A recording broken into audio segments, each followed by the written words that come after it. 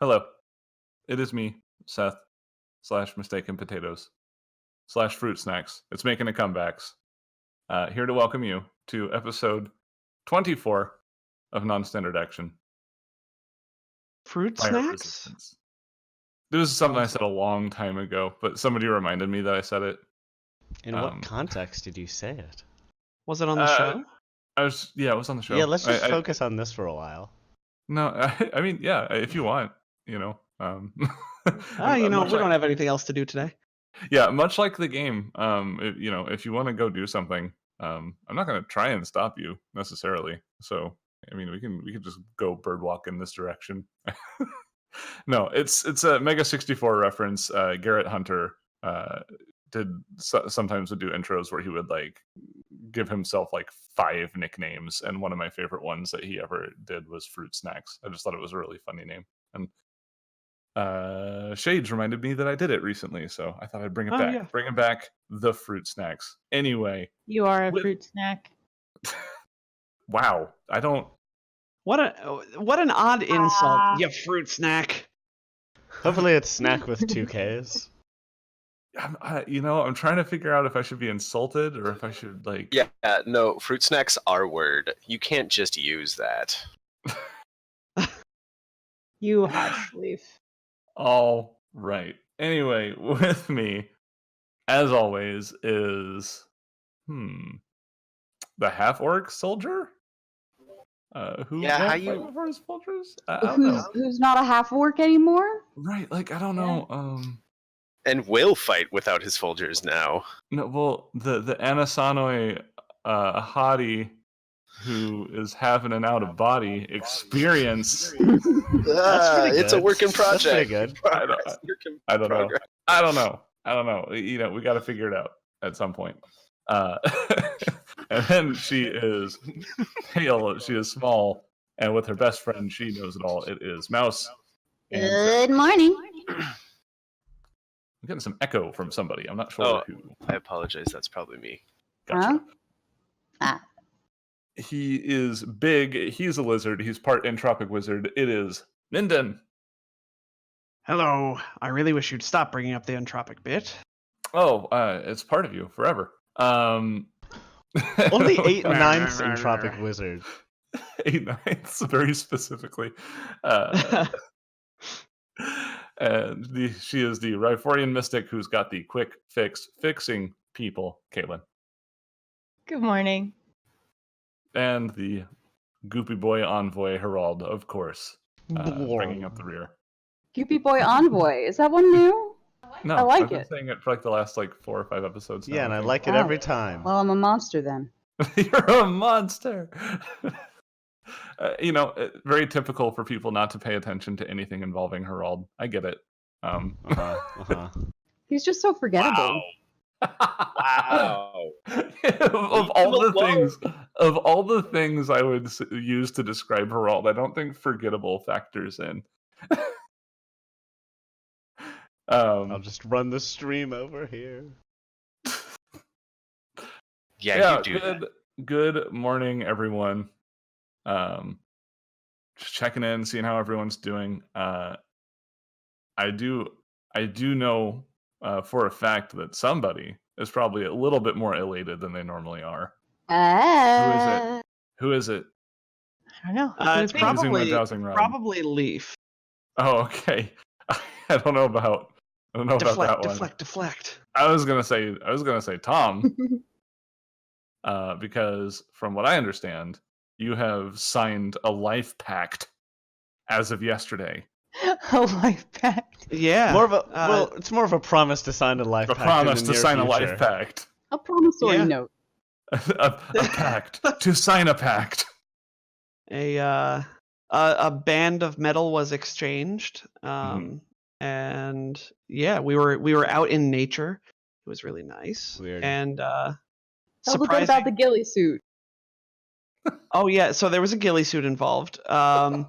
So long story short, really long story short, my sister wanted to take pictures of. Well, I asked my sister to take pictures of the moment to sort of capture it, and she was like, "Oh, but she's gonna see me." I was like, "Oh yeah, that's a good one. How do we?"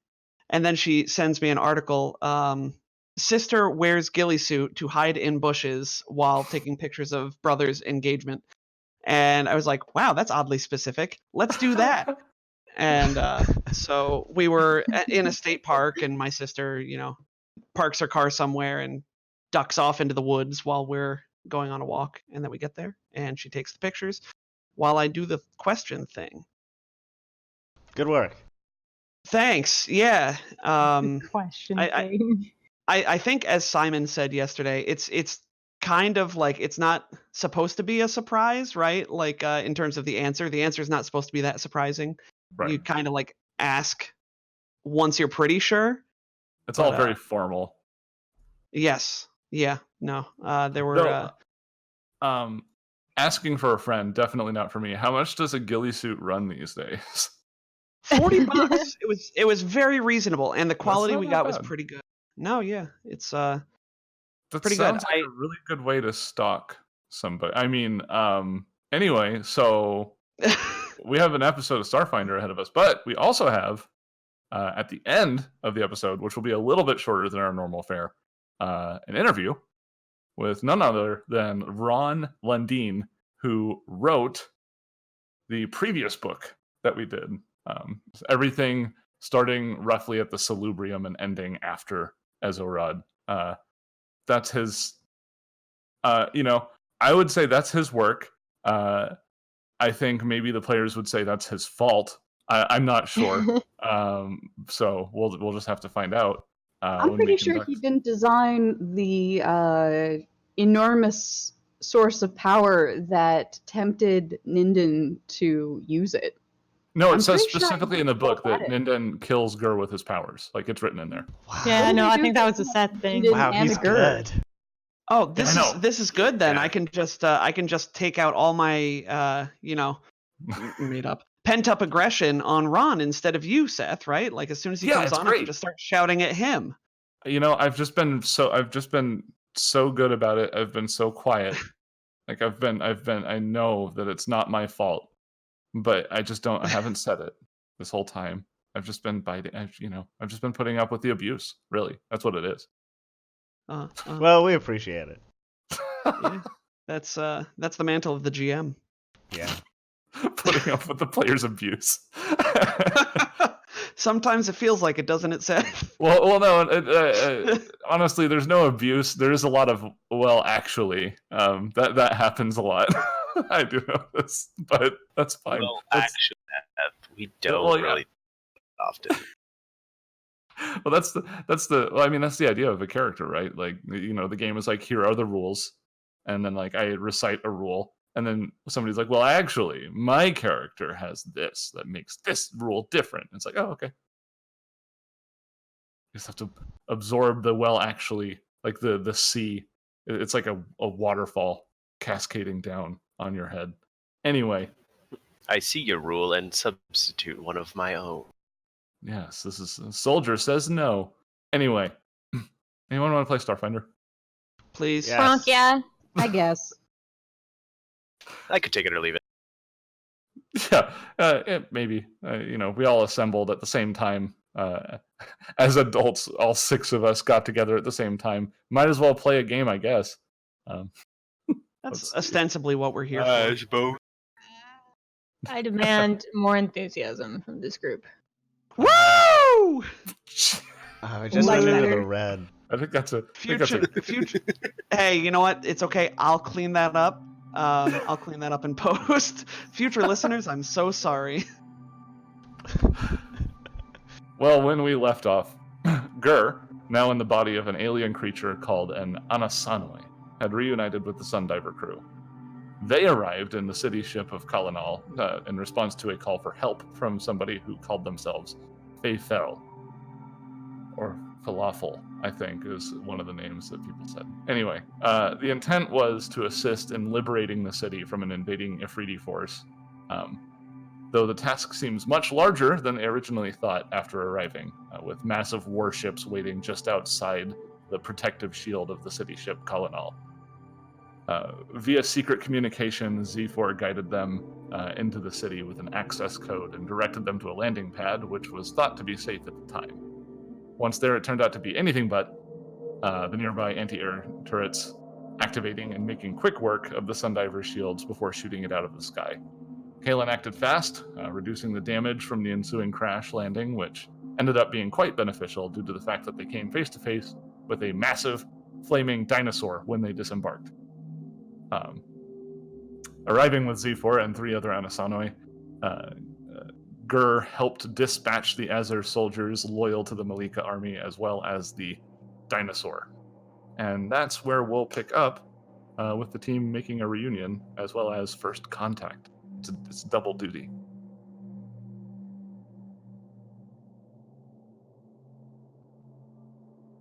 So, you have a new body. Yeah, I don't actually remember whether we how deeply we dug into the whole Gur's new body subject before we cut off last episode.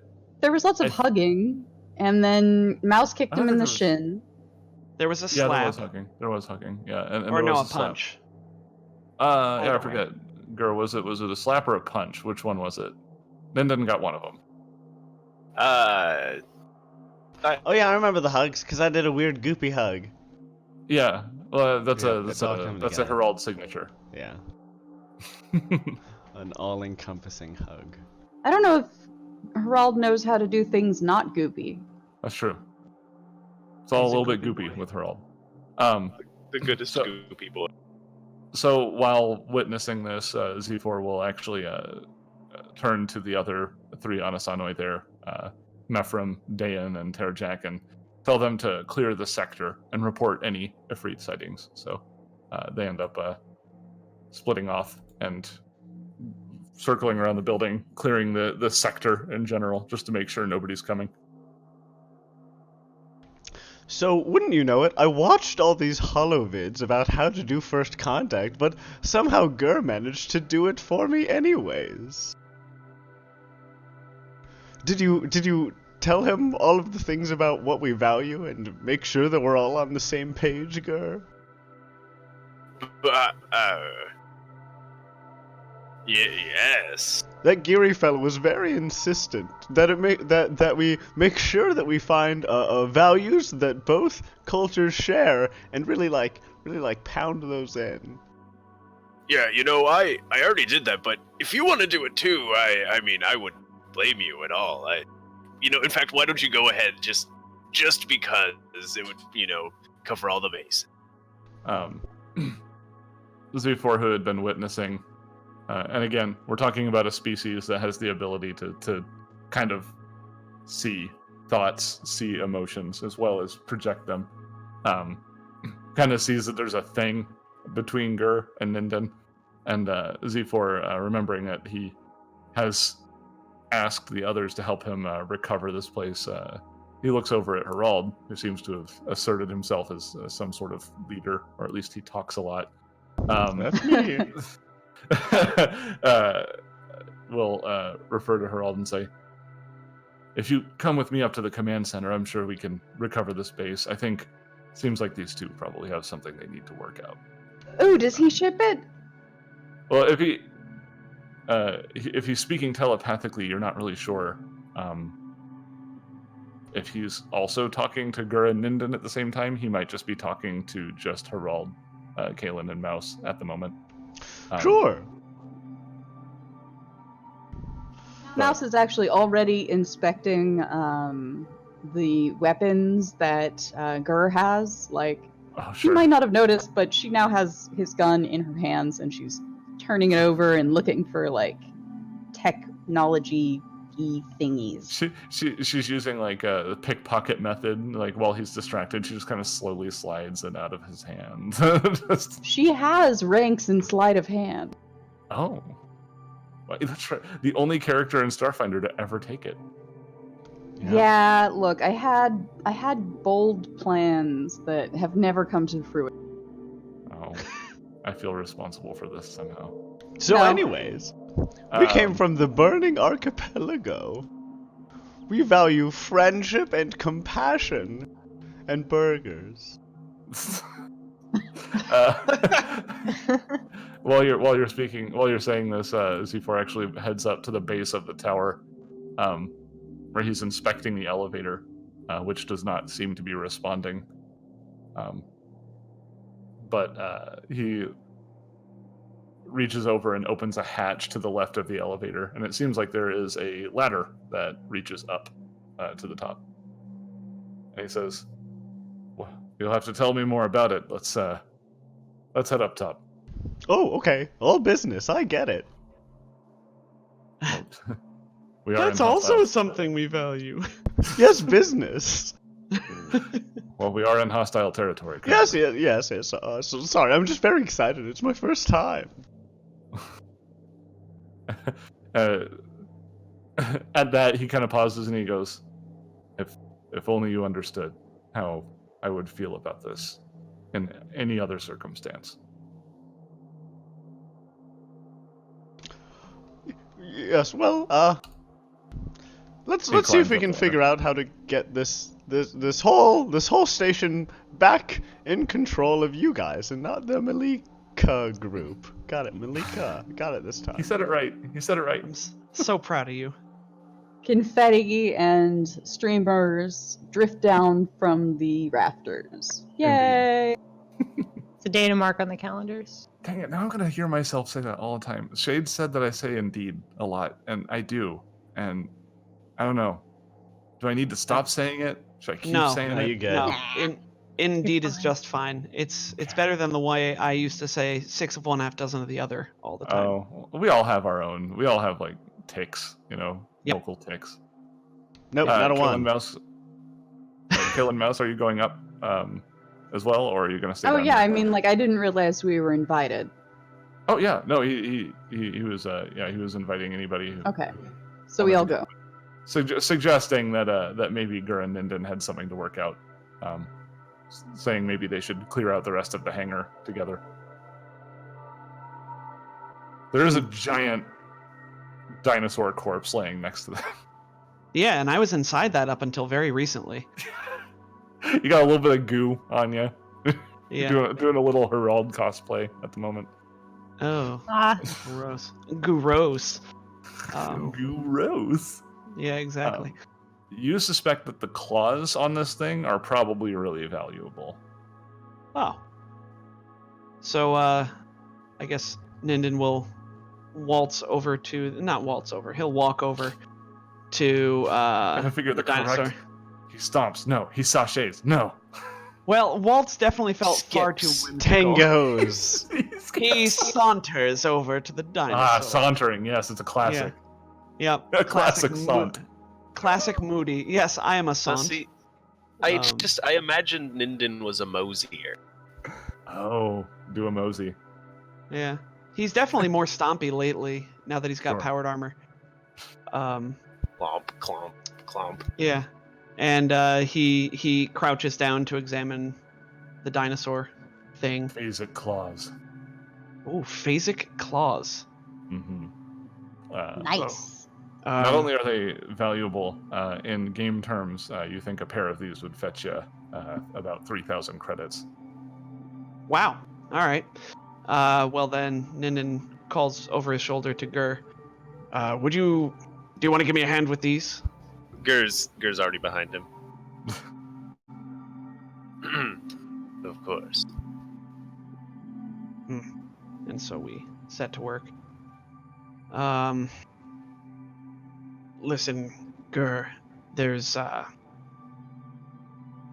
nothing I can say that is going to excuse what I did. I've thought a lot about what I would. Well, up until recently, I thought I was going to see you sooner than this. We tried to bring you back. Tendon helped us. Got a whole bunch of people together, and we started doing a ritual, and we brought your body into the the Radiant Cathedral, rather. Damn, they just use so many pronking adjectives on this place. Gur And- just kind of like holds up a hand and says, Ninden, there's no need to explain. I understand. And I forgive you. I just want you to consider this moving forward and remember what happened and the consequences these things have. And he's sort of with that like gestures at himself. Hmm. And then he just kind of walks closer and puts a hand on Ninden's shoulder, and he's actually taller than Ninden, so he's looking down at him for once. Yeah, like, That is weird.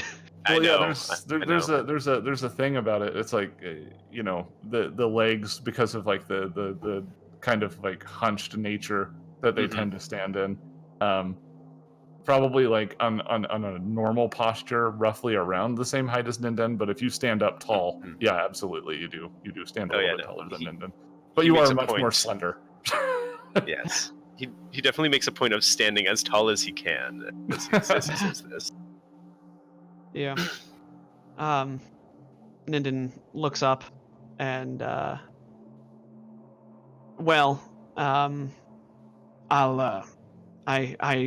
promise you that I'm never going to forget what I did.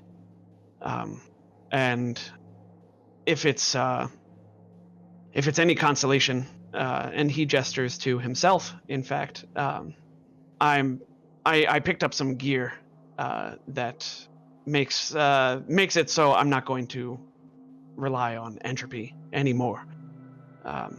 There are some things that I can't stop from happening, but I'm not going to be using it to hurt anybody anymore. It's just going to be used for protecting you all.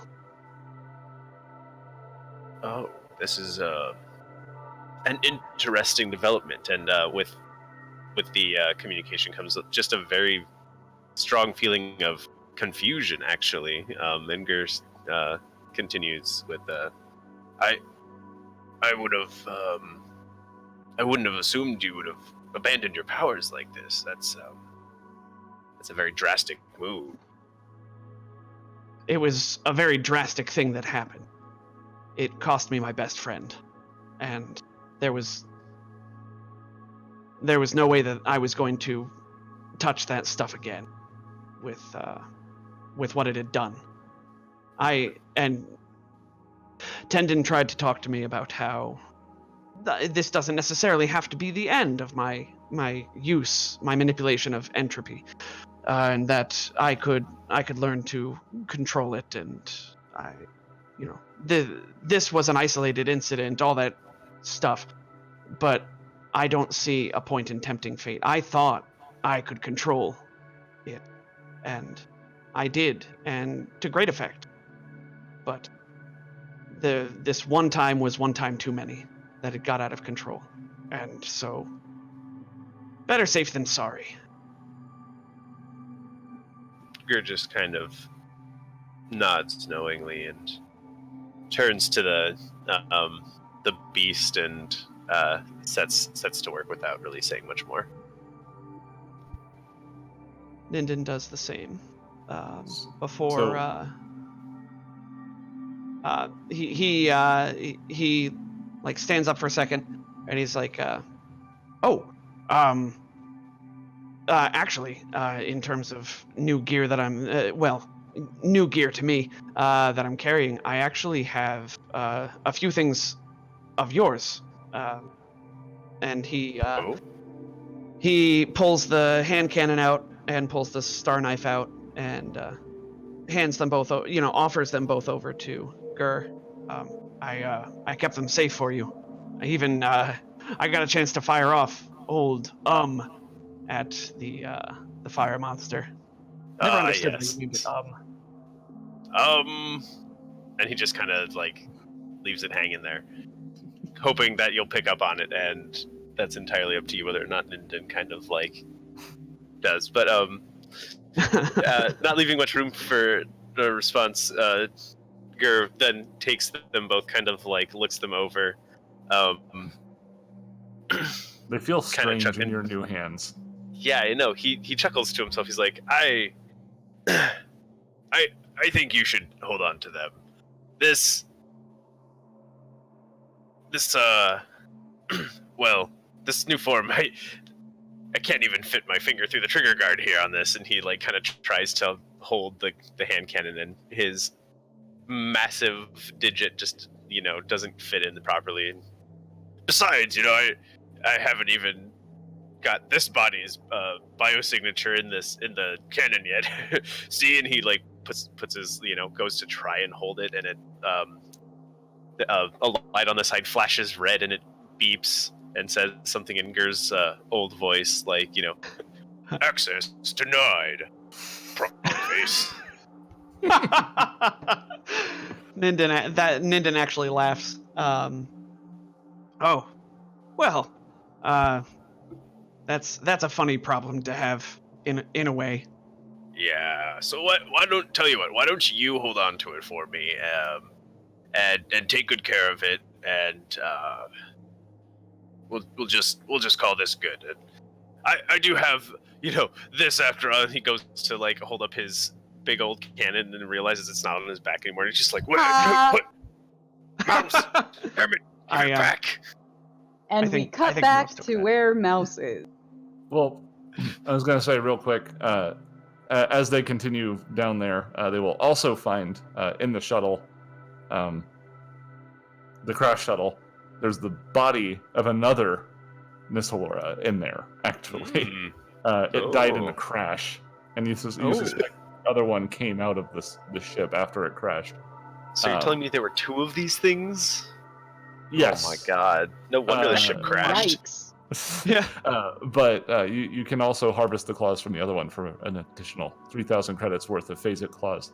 The equipment that the crew on the ship had is pretty much all gone, with the exception of one broken case. And if you open it, you see that there are 6 spell gems in it. 3 of them are smashed. The remaining 3 are not. And I don't know. I think Ninden would be able to tell what spell is in them through the mysticism. I have mysticism. Sorry. Sorry.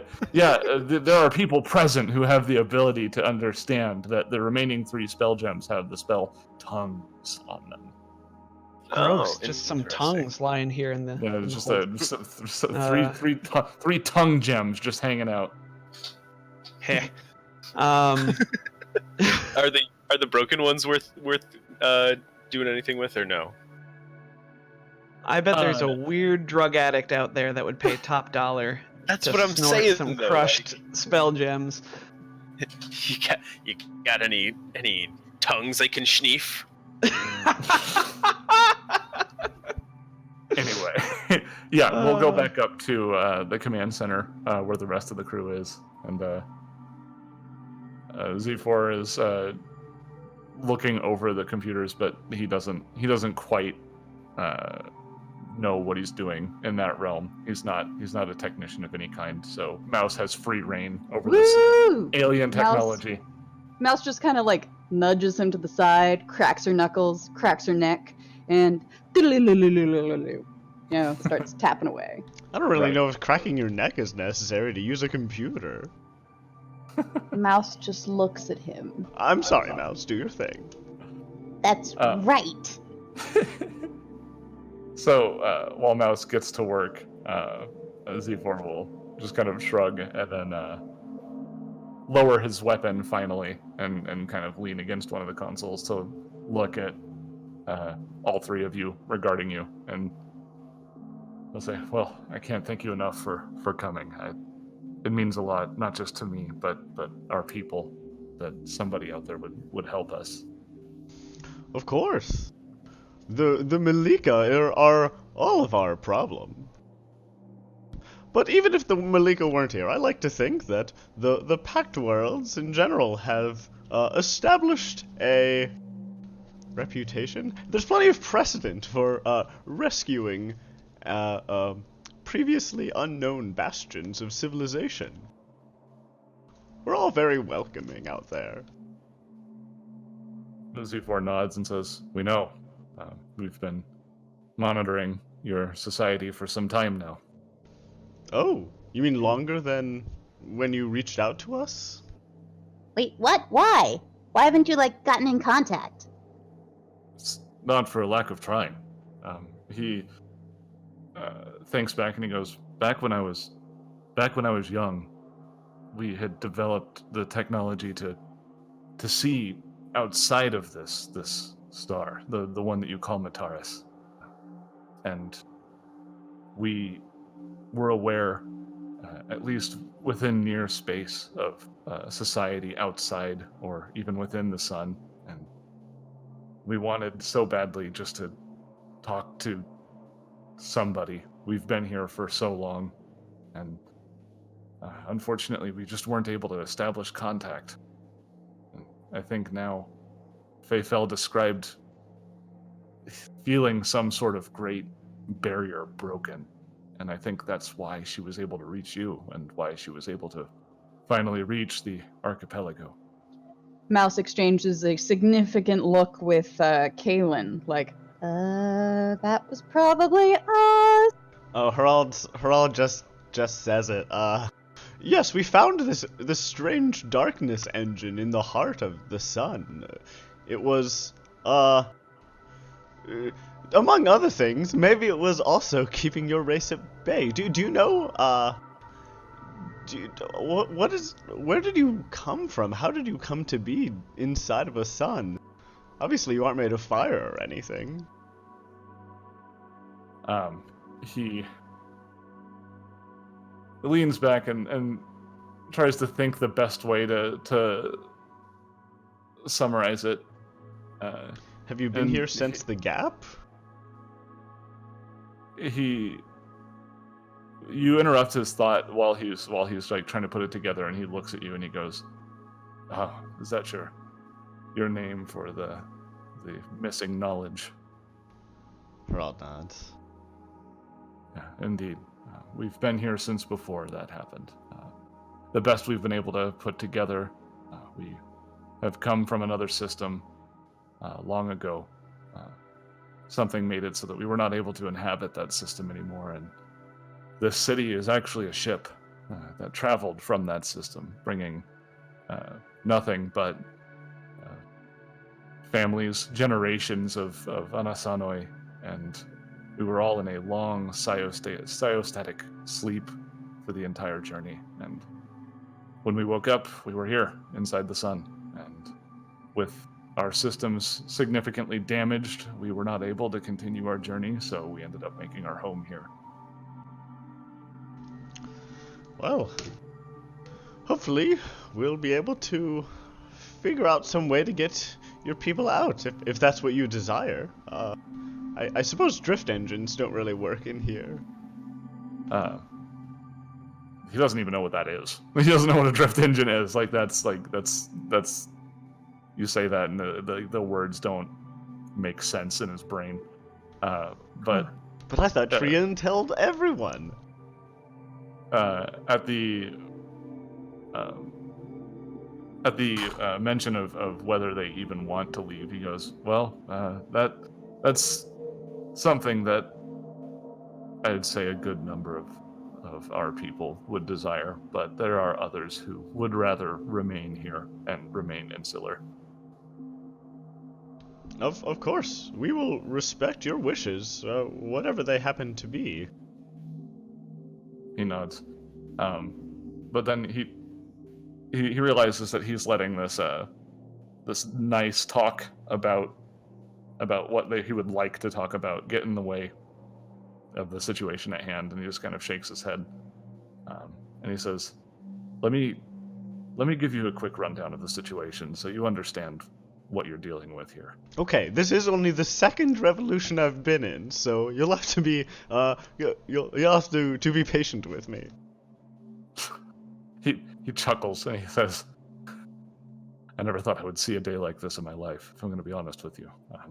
So, you're already one up on me, friend. We're not really certain how the Ifrit got access to Kalanal, but guesses so far involve the more extreme elements of our society. It was sudden, but a collection of Ifriti vessel entered Kalanal. Apparently they had been provided information on our people because their first target was the Spire. And as he says that, he not only do you kind of see an image of the Spire in your mind, he also leans and points out the window, and you can see a central structure. I'll just go ahead and switch over to it because we don't really need this map anymore anyway. Yeah. Let's see.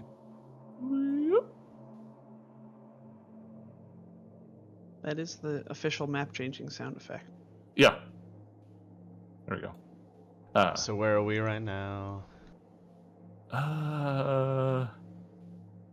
Actually not entirely certain which dome you're in currently. Pick one arbitrarily. Um, This looks like a stadium kind of place. we're gonna go with number 1, just because that's a good number.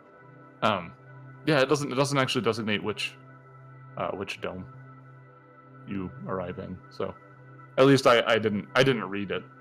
If the information was there, so we're in 1. We're in the Anasan archive, I guess. Got it. But yeah, he gestures at the spire, which is a centrally located dome, and it has a very large spire. It's like if you isolated the cathedral, the Radiant Cathedral, and just kind of put it in its own thing. That's what the spire kind of looks like. He goes on to explain that the spire enhances our innate telepathic capabilities. It enables rapid communication and aids us in the use of many of our devices and machines. Once it was disabled, their strike force was able to make quick work of our meager defenses. You can feel a sense of shame accompanying this sentiment. I put a hand on her shoulder. It is difficult to defend yourself against an enemy who you've never encountered before. And he nods and he says, well, and our people have known nothing but peace for centuries. We're hardly a warlike species. None of us are combat hardened, so... The Pact Worlds dealt with something similar with the Viscarium and then the Swarm. We got through it alright. You will too. You can feel a grim attitude in response to that. He appreciates the sentiment, but he also doesn't believe you. Very similar to what Gur experienced when he said he was going to take care of the Ifrit on his own to his physical therapist. Similar situation. He wants to believe you, but you can feel that the doubt is overpowering his desire to believe. He shakes his head and he goes, well, we do have the protectors, and they did their best to drive off the attack, but the dragon was simply too powerful for them, as unready as they were. Dragon? Wait, a dragon? He nods slowly. Yes, the Afridi forces here are being commanded by a dragon of great fire and radiance named Nysterix. That's pretty metal. Terrifying and powerful as she is apparently subservient to the Afridi General Kai. Well, prawn. Alright. Y'all, I'm so excited to fight a dragon. Yeah, me too, me too. So when he mentioned the word protectors, you get the sense that he's not talking about people who protect necessarily. You feel like that's like a stature, or Yeah, like yeah, that's with a thing capital that someone P. can be. Yeah, it's a protector with a capital P, absolutely. Now tell me about these protectors with capital P's. Are they like soul with a capital S? And he says, good, this will help you understand the importance of some of the objectives coming up in the AP. But no, he says, we rely on the capable to protect ourselves, and protectors are our selected elites, our graders, and with the use of their chariots, they keep Colonel safe. And when he says chariot, the vague imagery accompanying it is a silvered sphere. You can tell that he doesn't mean your typical chariot. This is just a word that they use for whatever that silver ball is. Okay, but where are all these elite warriors? Were they in the tower when it fell? He takes a slow breath.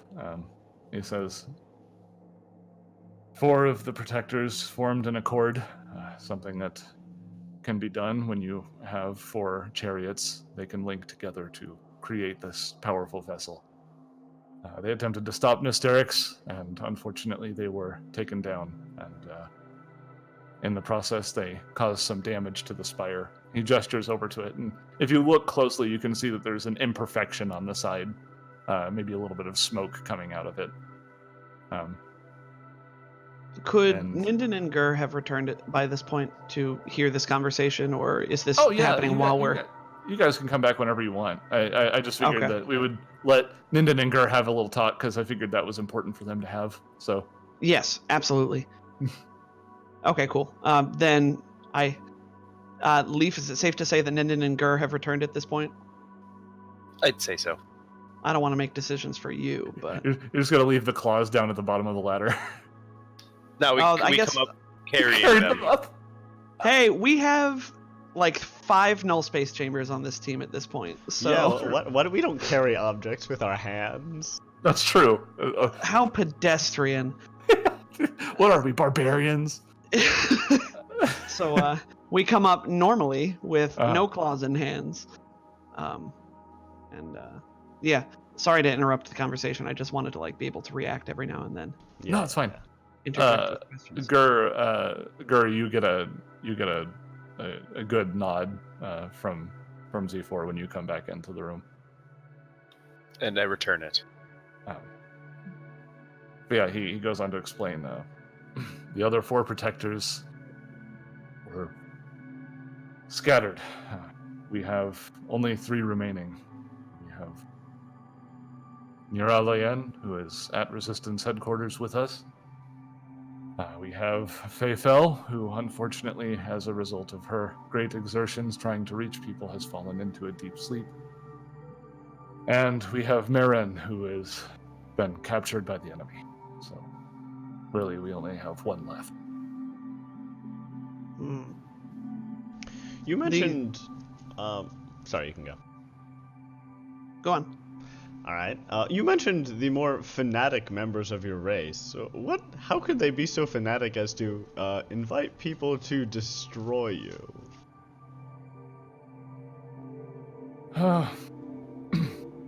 We have been aware of the Ifrit for some time. It is one of the things we've been trying to warn you about, secretly, so that the Ifrit aren't aware of the warning.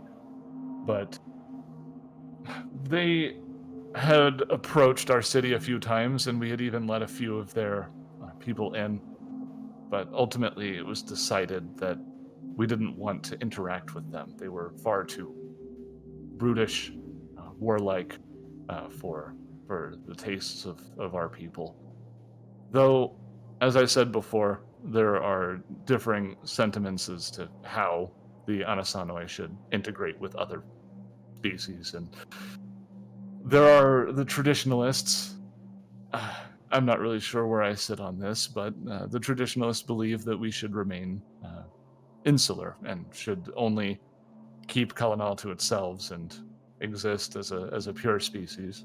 And there are those who believe that we should reach out to other societies however we can possibly do it, regardless of how risky it is. And my belief is that a group of such people may have been the ones who provided the Ifrit with the means to carry out this attack, though I'm not certain that they knew exactly what they were going to get when they did it, so I don't entirely blame them for this.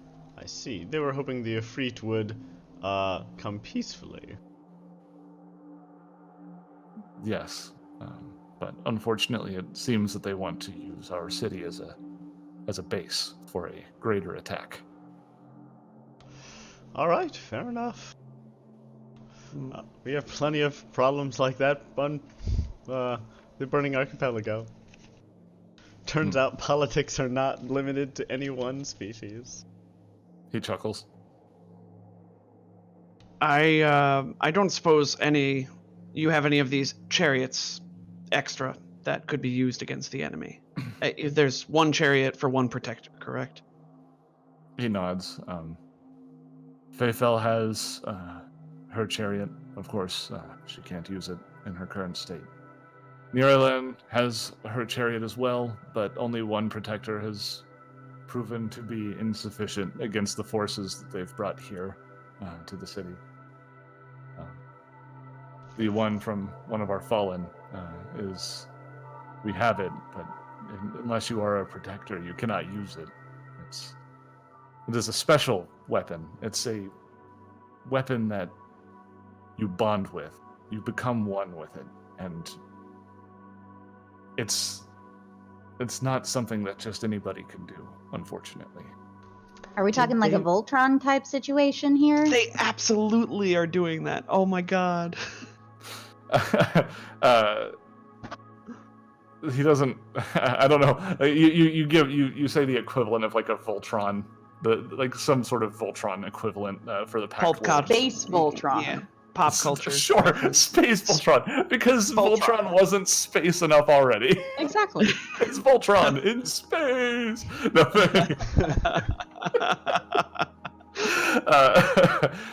but yeah, he doesn't. I mean, obviously, he doesn't get the reference, but he gets the sentiment that you project in your head when you think about it, and he says it's a little bit like a group of vehicles combining. Yes, that's a way to look at it. It's Oh man.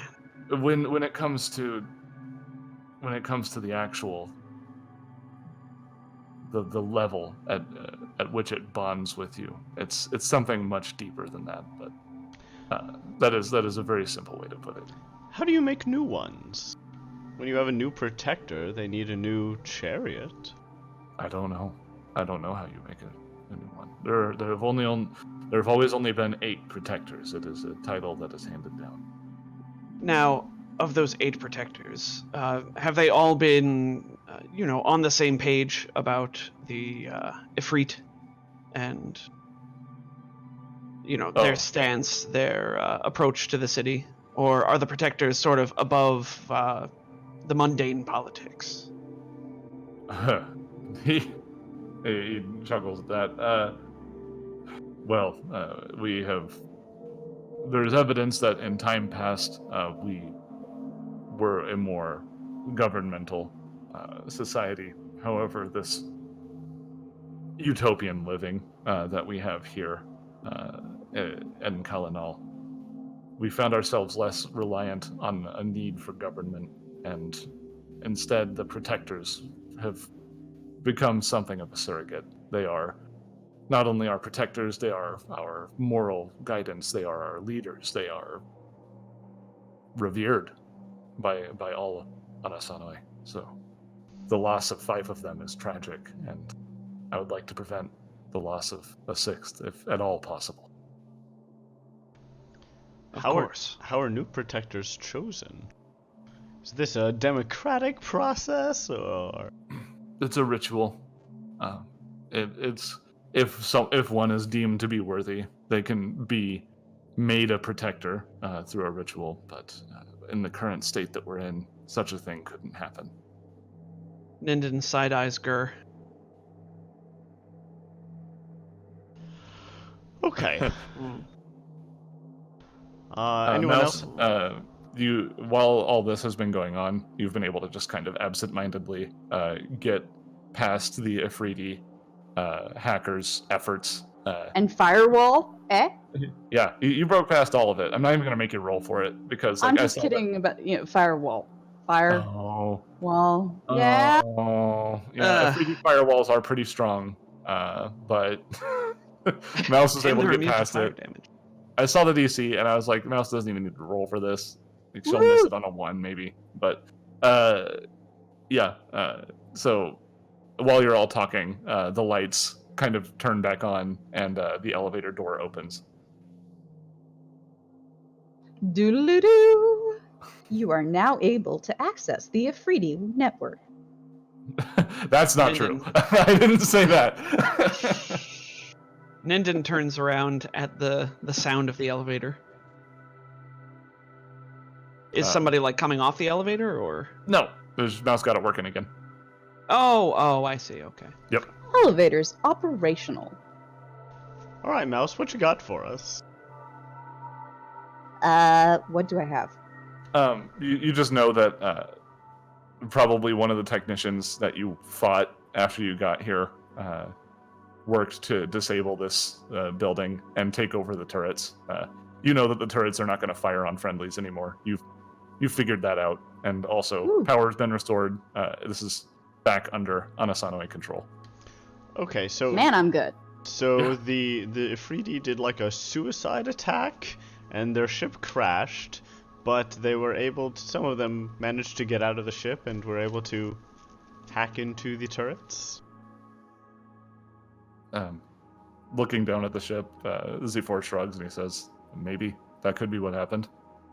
We've been underground most of the time, so things unfortunately happen that we're unaware of, cut off from communications as we are. Okay. So what else do we need to do here? How can we That's help? all that we need to do here. I'm sorry, what was that? Oh, so where to next, boss? If Herald actually says boss, he'll like there's a feeling of unease, and there's a deflective nature to his mind when you say that.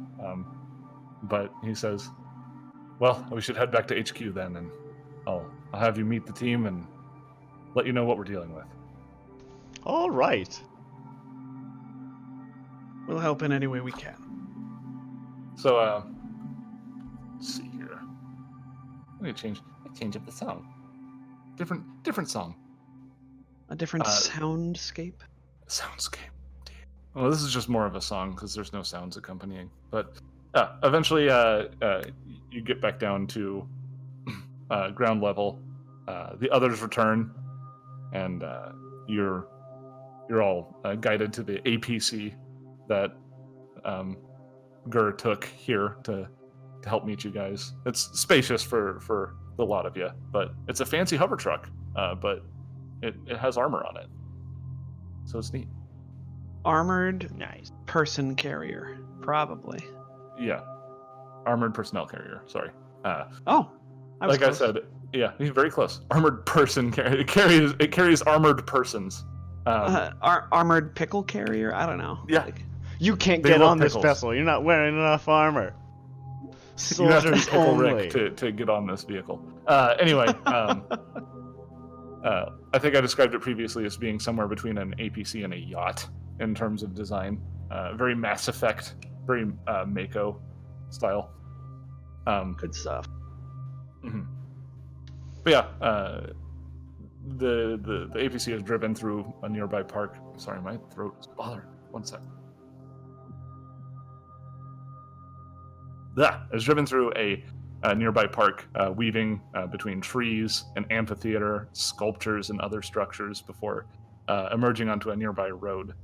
The driver punches a few commands, and the road just opens up in front of them, and the APC just slips into the sudden opening, which closes behind you. Oh. So, Gur, who's already experienced this, probably knew something like this was happening, but it's still pretty cool. Z4 How does it explains open? Like a book opening, or the way I described it before is like it's like a combination of like it peels back and the floor comes up something like a ramp, so it's a little bit both. It just forms a nice, almost perfectly sized hole for this vehicle to go into. Z4 explains that this is a maintenance road that runs beneath the city. The Ifrit haven't managed to access much of it, and it's one of the few things that the Resistance has managed to keep on top of, keeping this whole thing a secret. Cool. Wow. The ride is brief, eventually winding up at a collection of containers and maintenance vehicles, which the driver promptly hides the APC behind. It touches down, and the doors open up, depositing everyone near a nondescript doorway on the side of the tunnel. And Ooh, nondescript doorway. with just a hint of sarcasm, Z4, while taking the lead, turns around halfway and gestures towards the door and says, welcome to headquarters. Herald excitedly claps his hands. There's something endearing about that. Probably like Bless your heart. He knows that the subterranean base is hardly impressive, but it's what they have. There is a biometric lock on the outside that he reaches up to, and it scans him, and the door opens. Mouse, Gur, you don't even need to make a check to recognize that this biometric lock is a recent addition. It probably wasn't there before. It doesn't match the surroundings. I also welcome 2 checks. Checks. Yeah, checks. You want checks? Checks mix? It's a mix of checks. 2 checks. Yay! Checks. First, a sense motive check to anybody who is watching C4 open the door. Oh. Hex yeah. Oh my God. goodness. This is a 38 sense motive. Indeed. Why do you even make her roll anymore? It's a good question. So Herald, Kaylin, and Gur. Gur probably has a unique insight on this. I would give you a bonus, but you made it anyway. Oh yeah, if Gur well- made it, I didn't need to roll. So when he touches it, you understand that it's not just biometric, but there's also something of a psychic element to this lock, and to whatever check he has to run through in his mind to open this lock, you can feel that he kind of responds to it with a sense of discomfort and pain. Gur, you understand this already. Anything that requires the Anasanoi telepathic communication to interact with these devices is now something that is a little painful to do, which is one of the many reasons the Ifrit have been able to so successfully conquer this city with such a small force. But I also welcome a perception check from anybody who would like to make one. For the same thing, Now or you're new just thing? like, you're just making me sad. Oh wait, no, I do have perception. Lol. I got a. I was I gonna say, got I'm a pretty sure Mouse is 31. perceptive. Bum. Yeah, wow. Ugh. 23. I think everyone got it. Yeah, everyone got it.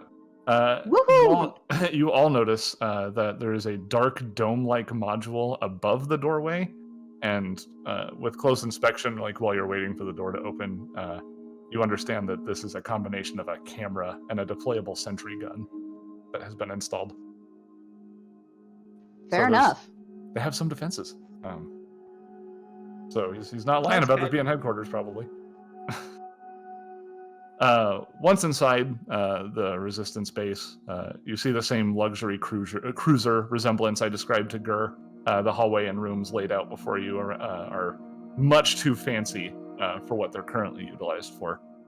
Crates of supplies are stacked, Anasanoi dressed in states of battle readiness, as far as you can tell anyway. Moving materials, discussing plans. Obviously, a lot of them stop to look at this group as they enter because, holy crap, aliens. But Right. And well-armed aliens at that. yeah, but they also see that they're accompanying Zephyr, so they're not alarmed. They figure that you're here for a reason. Many of them understanding that you're the people who Fayfel got in touch with. So you even see some people like clapping, and there's some cheers occasionally as you come in. One room to the side, as you walk through here, is you see a table with a holographic map projection, several people hunched over and drawing routes, circling landmarks. Z4 turns around to explain. Much of the resistance is here. The resistance we're aware of, anyway. I've seen evidence of other efforts in the city, but our communications, as I explained, are largely cut off, so we cannot organize.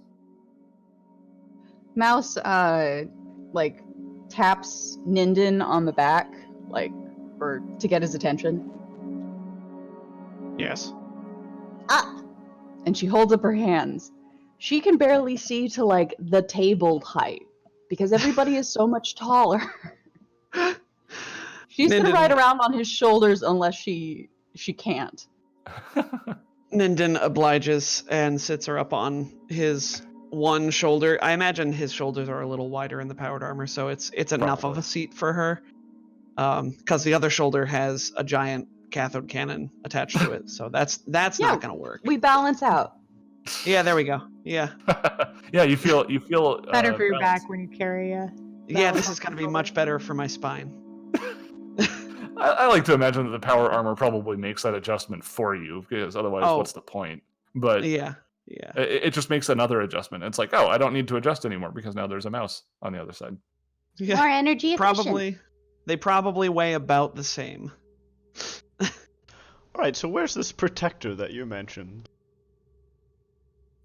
He takes his hand off of his weapon finally to kind of hold up both of his hands and say, "Oh, she is much too important to bother with issues like this. I'm sure she has her hands full." And just as he finishes saying that, you notice that a differently dressed Anasanoe starts to approach from down the hallway. The-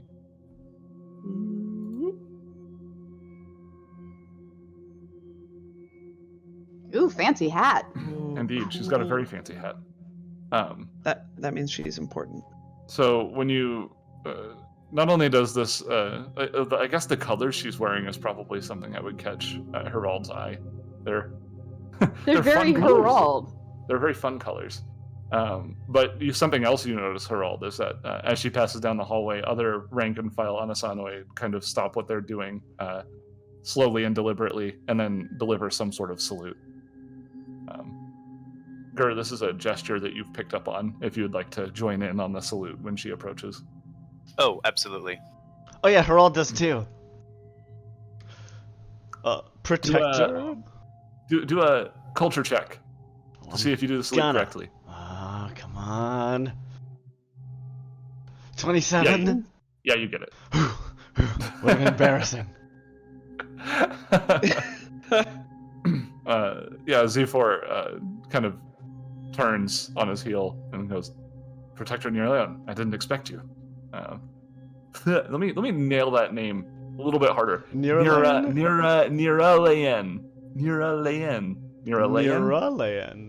Niraleon. All right, everybody, let's say it together. Niraleon. Niraleon. I would just say Lane. Lane. No? Yeah, her friend's Nira Nira's for Lane. short. Nira, yeah. Hey, Niraleon. Niraleon. Niraleon. Alright, got it. I think. Got it. She Maliki. just... No, Malika. Ah, Malika. Malika. Archipelago. She gives a curt nod to Z4 and she says, "And miss a chance to speak with our new allies," before she moves over to greet the rest of you with a gesture very similar to a handshake, one at a time. She says, "Welcome, outsiders, to Kalanal. I only hope that you understand my elation that Fayfel was true in her findings, and my gratitude that you have come to our aid is greater than I have ever felt." And you can actually feel that.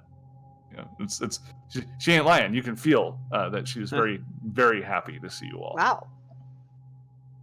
we are happy to be here. Yes. Any enemy of the Malika or an enemy of ours? And she nods. No, wait. As you may have Wait. gathered, I am. Wait, no, other way around. Captain, And I think you rearranged. and then Herald opens fire. No. Despite what you said, your sentiment comes across just fine. Enemy, friend. Got it, yeah. She says, as you may have gathered, she gestures at people around her, and she notices that a couple people are still saluting, at which she just kind of waves her hand, and then everyone just goes back to what they were doing. Chill the fuck out, guys. Right. Cool. She's like, "I am Protector Niraleon. Please, I'd like to know your name."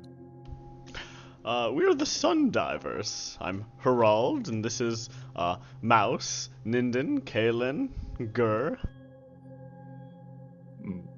When you gesture at Gur, somebody who is wearing the face of one of her own, she nods and she goes, "Ah, you must be the stranger I've heard about." And she offers the same clasping hand gesture to you, Gur, but it lingers for a moment longer. I understand this is a tough time for you. I promise we will do what we can to help you find your way back once this is all over. Gerd just kind of silently nods. I like to think of him as our advanced scout that we didn't know we had. She laughs.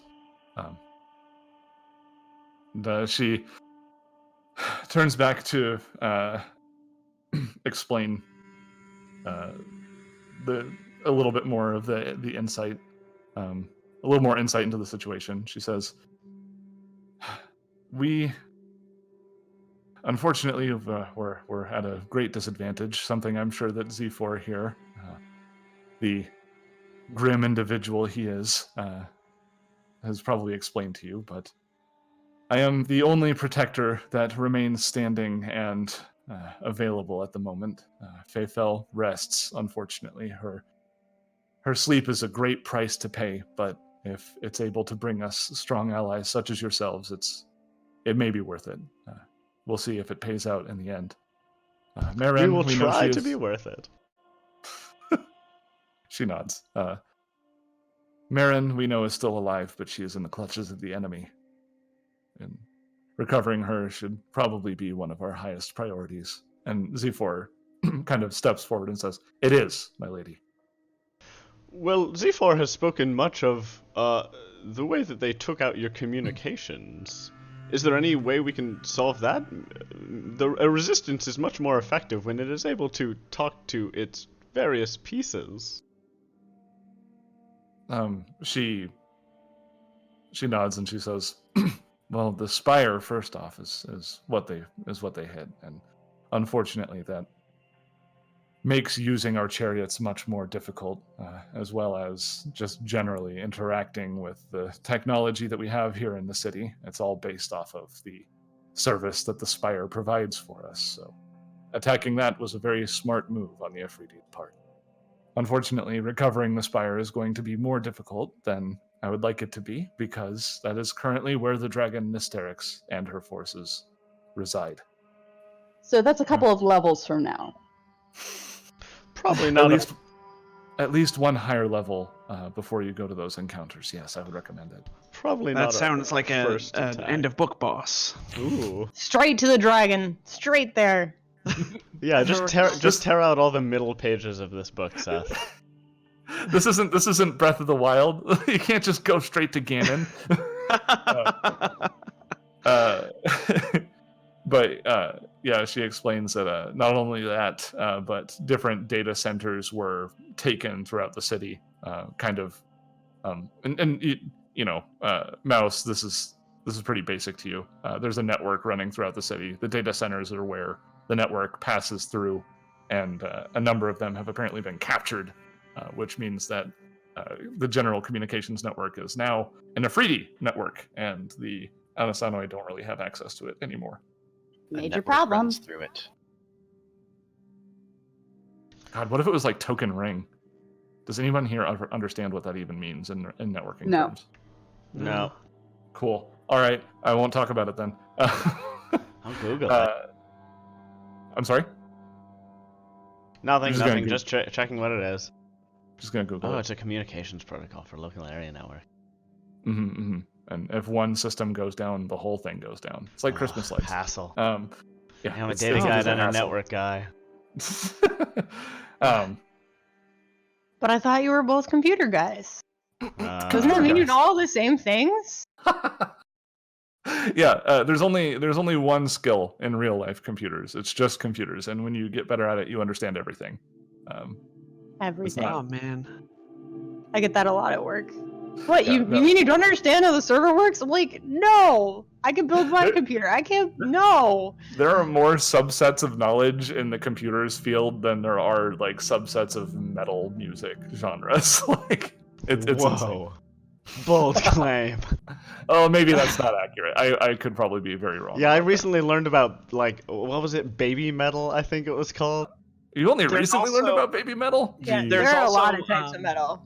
There's Metalachi, which is my personal favorite. It's like metal mariachi. combined Yeah, with yeah. yeah. Yeah. Just wonderful. What about Norwegian death folk? How about that? That's one. I see. Yeah, it's crazy. It's crazy. Anyway, what else is crazy is that you're on a city really deep in the sun. With Talking about, Sorry, I a didn't mean to revolution. derail. No, it's fine. I participated in the derailment, but I think we should get back to it. All right, okay. so speaking of derailing, let's derail these Afridi. There we Yeah. go. Oh, yeah. Nailed it. Great, Haha. great work, Tom. Great work, Tom. That's why we Nailed keep you it. around. Thanks. That's why you pay me the big bucks. Yeah. Yeah, we all get We're paid gonna- so well. We're gonna double your salary, Mac. The big bucks is code for nothing. All right, so these data centers. She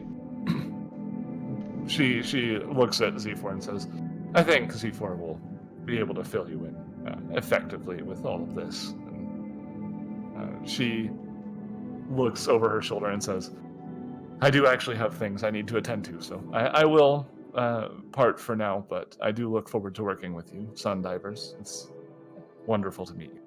You too. The same. And as she walks away, I'll say, "And I like your hat." She turns and like you can see Z4 like visibly stiffen up when you shout that. Like he's like, "Oh my god, that's so disrespectful." But she just kind of turns. But she just kind of turns and gives you a very a fun nod of her head before she keeps walking. Nice. Hashtag nailed it. Is it like a formal hat? Would it be offensive if I wore a hat like it? Then I guess before. yes. It's like walking up to somebody with a yarmulke and saying, "I like your funny little hat." So that's a yes? That's a yes on the offensive. Okay, got it. Probably a yes. But either way, Z4 offers to walk you through what he's got laid out whenever you're ready. We're ready. Yeah, let's get started. Bring it on. He'll guide you guys into the room with the holographic map table, the one that Mouse required a boosty for. Woo! He introduces you to, Yes, this to is his, much better perspective. his strategists. I didn't name them, but Strategist Intro- 1. Clearly, they're strategist not 2. important. But when he stands at the end of the table near the main console for it and looks over at everyone, he speaking to the whole room says, "At the moment, we have some major operations to carry out. We've been keeping a low profile before the Sun Divers' arrival so we could spare as many resources as possible." He keys in some commands on the console, and as he explains the different operations coming forward, the map that is projected kind of zooms in on the structure or area that he's focusing on. The room is dark, and the map is like an orange, so everyone has like an underlit orange glow on them as you're going over this. Very atmospheric. Indeed. The first thing that zooms in on is there's an area of the city that just in the middle of what looks to be a street, you see a structure that can only be described as utilitarian. You compared to the buildings around it, even though you can't see like the colors of these buildings, you know that this building is not of Anasanwe design just because of how it looks. It's 100% box. It's box central. He says, "We've determined where Protector Marin and some of our people are being held. The Afrit have constructed some sort of detention center located in the central position of the city. We don't have a map of this facility, but we have reason to believe that we could recapture our Protector and some of our people to help shore up our forces. So that is one of the objectives that we have lined up, is rescuing the Protector and perhaps some of our people who we know are also there. I regret to say that, unfortunately, they are not the priority. If anybody can be saved and a decision must be made, it should be the Protector." He looks around to see if there's any questions at all. Well, where are they being held? How are they being protected? It says the scouts have determined that there is a shift rotation for the guards, and we believe that we can time a strike on this facility in such a way that we can show up when the guard is at its lowest point. We do know that there is a sniper in the tower, and you notice there's a section of the building that is raised up. Again, it's flat on all sides. There's nothing pretty about this building. It is 100% function. And there's a little bit of it. There's like a little dot shows up at the top of this tower. And he says, "There's a sniper keeping watch at almost all times. The scouts have not found a time that there is not one present. So we do know that there is somebody keeping watch outside of the building. That is probably the biggest challenge that you will have approaching undetected." How many of us can fly? I forget. I cannot. Nope. Fly cannot. Caitlin, don't you Wow. make people fly?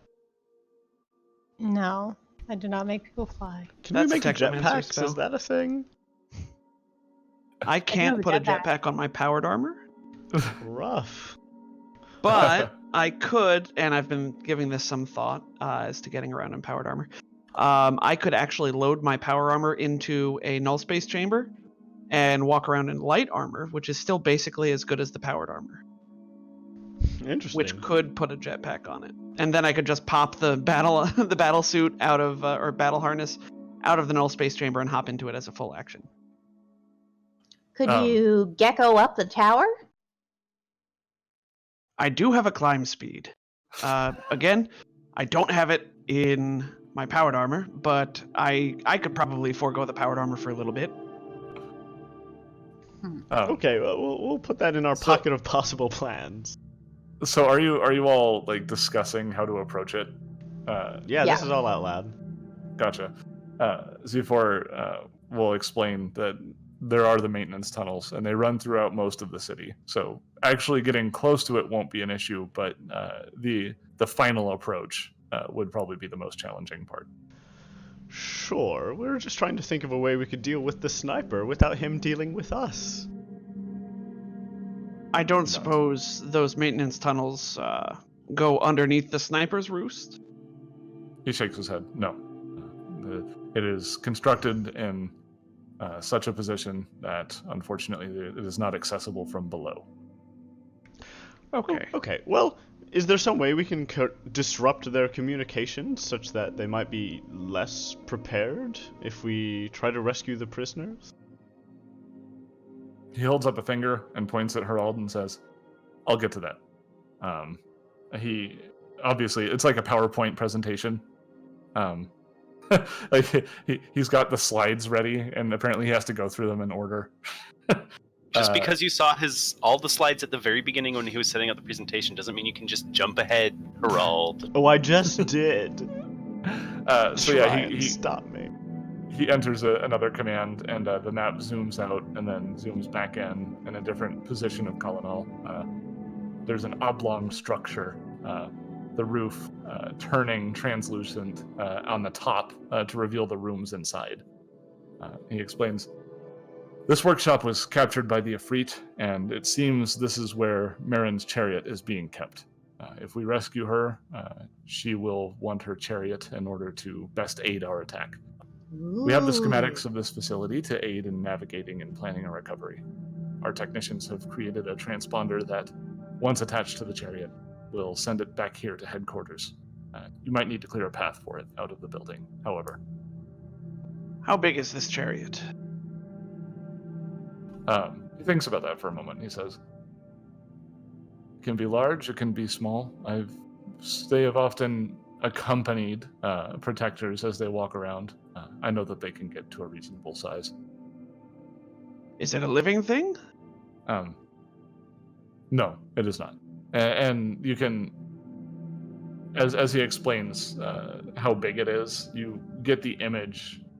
Like, you see several things. Like, you see one of the Anasanoi stepping out of the sphere, and then you see the sphere shrinking to maybe like 3 feet in diameter, and kind of hovering behind them. Interesting. I'll be very interested to see one of these in action. Okay, so that's another thing we need to do. He nods.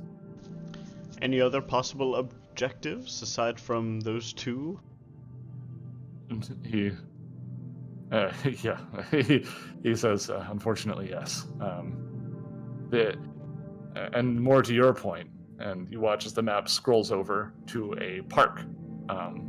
And in the park, there's a singular structure, rectangular in nature, but the edges of it are rounded. It's very fancy looking, but simple in design. He says, and much like the workshop, the roof becomes translucent, so you can see the rooms inside. He says, this data center is located within striking distance of our headquarters, and if recaptured, would enable us to listen into or possibly hinder occupation communications, as well as try to reach out to any other resistance cells in the city. After he says that, he nods at Herald, like, Yeah, You that's did think about that's that. I did, yeah. He's Moving not on a to the- total new. Next, it scrolls over to another oblong structure, which appears to have a raised section of greenery. You notice that this one has a more grand appearance, one end rising up in sectioned steps, arcing outwards, with one centrally located protrusion curving towards the sky. The hologram reveals the interior of this building, and it's pretty plain for anybody to tell this looks like a place of worship.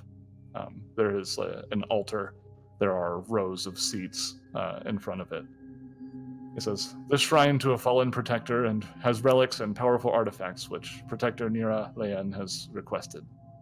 She wants to induct a new protector, as you had asked before, so that in best case scenario, when Marin is recovered and Feyfel returns from her sleep, we will have at least 4 protectors again. That sounds like a good idea. Are these artifacts chariot material, or...? He shakes his head. It's difficult to explain in a short period of time, but they are holy relics. I suspect there's some sort of technological aspect to them that enables the bonding process between a chosen protector and their chariot. Mal shoots a significant look at Kalen. The map zooms out one more time before rotating and then zooming in again on a long railway and a structure surrounding it at either side. Finally, we have observed the Ifrit using this mag train system to deliver supplies to and from the Spire. If we can sabotage this operation, we can cut off the supplies to the Spire, and it will likely make an attack on the Spire easier in the future. So we can blind them and we can cut off their supplies. Those He both nods. sound like good objectives. Yeah. Obviously, we need to rescue the protector. Yeah, so let's go over those options. There was rescuing the protector and other Inasinoi. There was finding this chariot that is being captured. There was cutting off their communications and improving our own. There was finding Cut off material. the supply lines. Cutting off the supply lines was the 5th one, and then the 4th one was getting material that'll allow us to repair one of the chariots. No, the objective at the shrine is to obtain holy relics that will enable us to induct a new protector.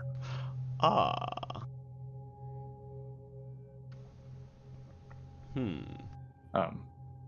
But once he's finished going over these, Z4 stands tall, and the map flickers a couple times before returning to the general display of the entirety of Colonel. He kind of gathers himself for a moment before saying, obviously, we would appreciate your assistance with as many of these operations as possible, but we don't want you to stretch yourselves too thin. I can direct soldiers to handle other missions so that we can make multiple strikes at once. Though I would prefer not to put them through too much fighting if I can avoid it. Have All many right. of your soldiers seen combat? Never. Then yes, it is definitely good for us to save them of as much trouble for that as we can. He does indicate, however, from our scout data, I have determined which would be best for my troops' operations, if you would like my input. Of course. I believe that with our saboteur training, we could handle taking care of the mag train effectively. I could lead that group personally.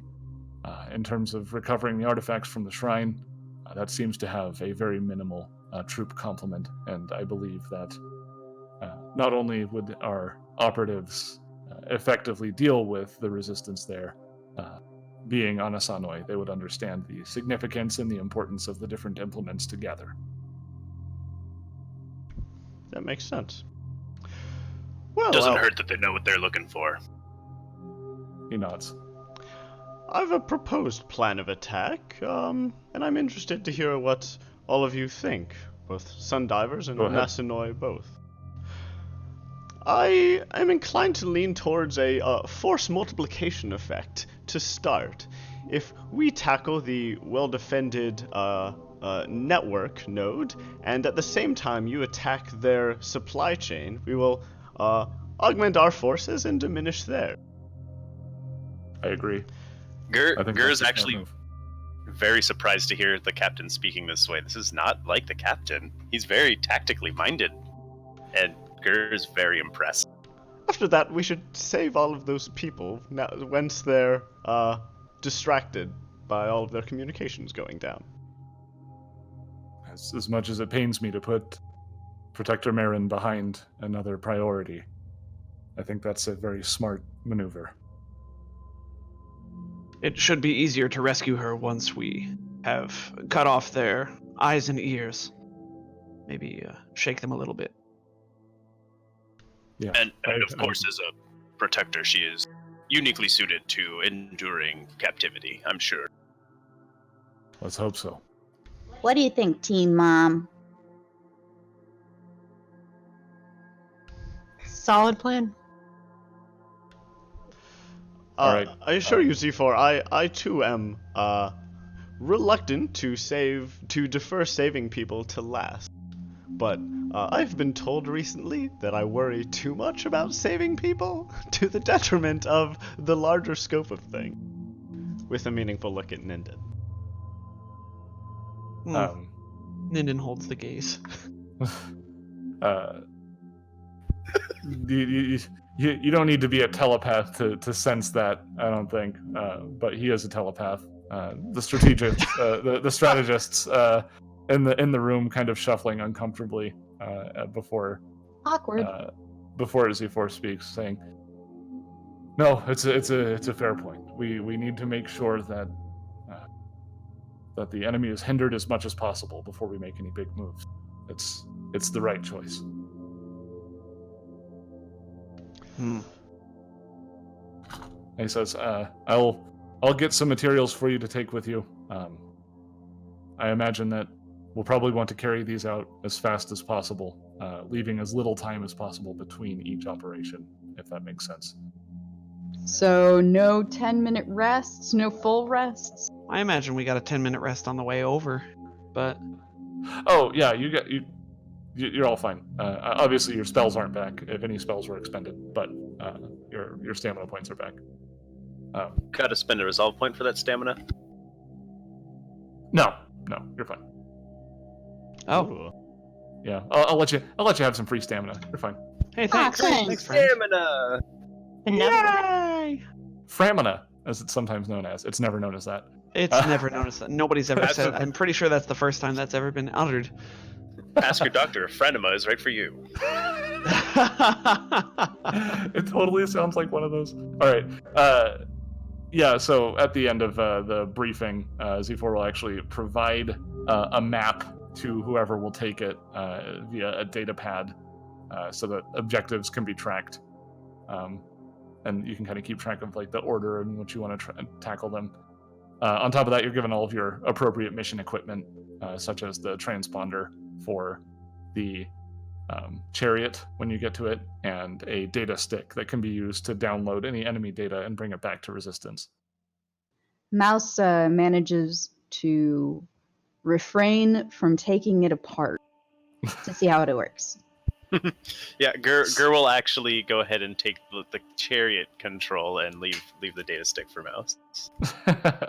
Who's taking the tablet? Team Mom. Sure. Kaylin, do you want the tablet? All right. What does Oh, the you can- tablet do again? Yeah, I also. The tablet has the map and has all the objectives. Yeah, it tracks our progress. Mhm. Oh, okay. Little progress bar there. The Z4 explains that the map also has been set up so that when you choose a location, it will provide the most stealthy approach to a given place. Ooh, So- mechanically, what does that do? Convenient. And if you set doesn't it do to anything- party mode, it'll show you the most garish way to approach. No, it doesn't do anything mechanically. I'm just trying to add some flavor. He had his technicians determine they made like a stealth map quest. Like they found the lowest the way that you can move about the city with the least amount of noticeability. In So- 300 It's- feet, stoop behind some cover. It's Bend- definitely bend not going to to get you there me. the fastest. hum a spy tune and roll from cover to cover. But yeah, there is with- increased enemy traffic, but you are still on the stealthiest route. though with the plan discussed and with our heroes ready to get underway, I think this might be a good time to go to break. What do you guys think? Woo! Yeah, like a plan. I could. Yeah. Break? So Break we can what? get to a really nice even, like divisible by 5 number. What do you say we get back at 45 on the hour? Give us like 12 minutes. Yeah. Dope. Sounds good. Okay. So we're gonna go Solid. find the bathroom in real life. Everybody, thank you for watching, for being here. But don't go anywhere.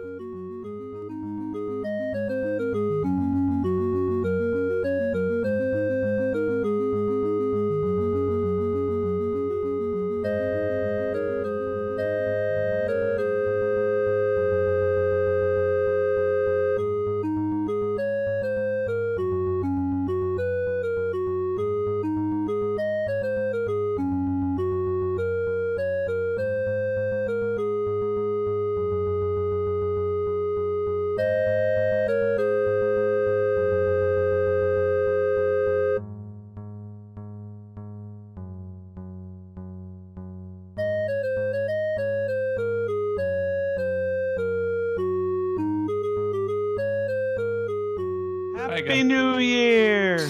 Wait, Woo! that's not what that countdown was for. Oh, shoot, sorry. I totally misread the situation. Dick Clark is dead, Tom. You just have to put up with it.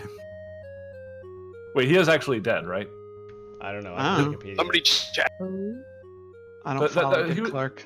He was like the guy. He was always the countdown guy, and like he never aged I think Until he Well, suddenly- apparently, until he yeah, suddenly well, apparently died. that's not true. Yeah. Yeah, he died in 2012, but like, No, it was a real Dorian Gray affair. yeah, he's just like he had the same face from like the 60s till 2012. Like it's nuts. Like, it just Yeah, just no, never and then- changed. And then he saw his portrait and he died.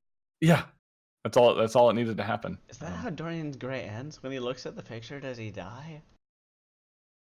Am I getting my stories mixed up? I thought that's how it ended. Totally. I don't know. English major, they all kind of blur after a while. I don't think he dies in Uh-huh, the story. Too many stories. It's a very Lovecraft kind of story, anyway. Actually, Too I thought many it had a stories. happy ending, because like Too he doesn't many die at the end. stories. There's definitely no happy ending. Yeah, Dorian Gray does not have a happy ending. I know that much is It's a accurate. Victorian novel. Everyone's sad all the time. But yeah, I don't really have a lot to talk about post break, so I figure we should just get right back into it if you guys are alright with it. Yeah. Oh no, that's right. Okay, no, he dies because he destroys the painting. Okay, sorry. I am ready to get back Oh. into it, Leaf. Why did Yes. he destroy the painting? It was working so well. Anyway, so yes, I am ready as well. Well, I think that he destroys the painting because the painting takes on all of the bad things that happen to him. So that when people see the painting, they're like, "Oh, he's actually a bad person," and he's like, just- And "No, it's so people can't see this hideous. painting." Yeah, Why doesn't he Precisely. just hide it in the attic? He does, but then like yeah. Anyways, we're not. Yes, I'm ready to play, Seth. Let's do this. it's my favorite Starfinder. This is a Starfinder Society episode where we play an episode that's based off of Dorian Gray. I'd The play that Adventures episode. of Dr. Dorian. Yeah, that's the Saturday morning cartoon rendition, right? Dr. Dorian. Oh, of course. Did you know that Dorian was not a name like that was commonly used until Oscar Wilde made it up and started using it? Yeah. Before I that, love we it. just had durians, which are like a weird fruit. Ha, ha, There's ha. also the Dorian mode in music.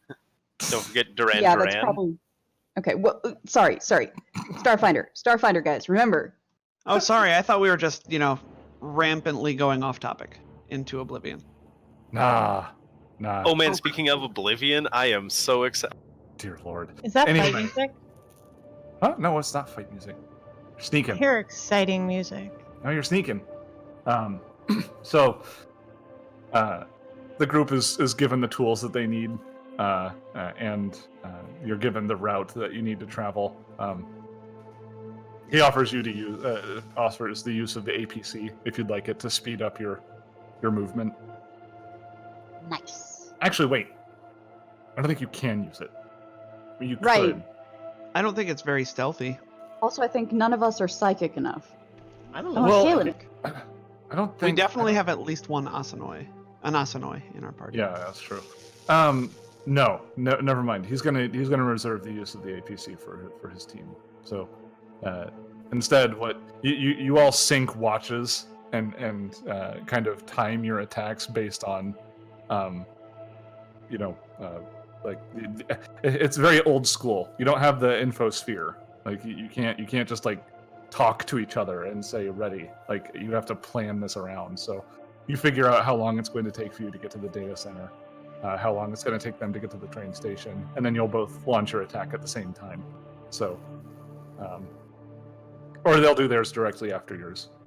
Either way, you don't get spotted on this first journey through the maintenance tunnels, and you emerge in a very peaceful part. The greens are well kept. There are beautiful trees surrounding this white structure, like pure white, stands out in the middle. And you know that if you weren't currently in a military-occupied city, that this would probably be a very nice place to live. It's so beautiful, but there's some Efreet here, and they got to be dealt with. That's just the situation. How close can we sneak before they'll see us? Well, you don't see any guards outside of this building at all, actually. Oh, well, that's easy. And as E4 explained when giving you more information about these, during the break, he explained that they didn't witness any guard rotation here, so they think that forces might be pretty minimal at this building. But he's not really sure how they would use it without Anasanoi being there. But let me go ahead and swap over to this building. Oh, a map. A map, indeed. A map we can move around on. And you can see letters and numbers. We're in C1. Good. Simon, we're going in the right order. Yeah, perfect. We're You started C2. in the correct place. I Because love- once again, unfortunately, these maps are not copyable from the PDF, so I have to copy them, letters and numbers and all. Strange. This All unassuming structure is in a central point for much of the dome's network, and the intel that they've managed to gather indicates that they've been trying to hack into this data center to no avail. It seems somebody is actively working against external hack attempts to this data center. Nice.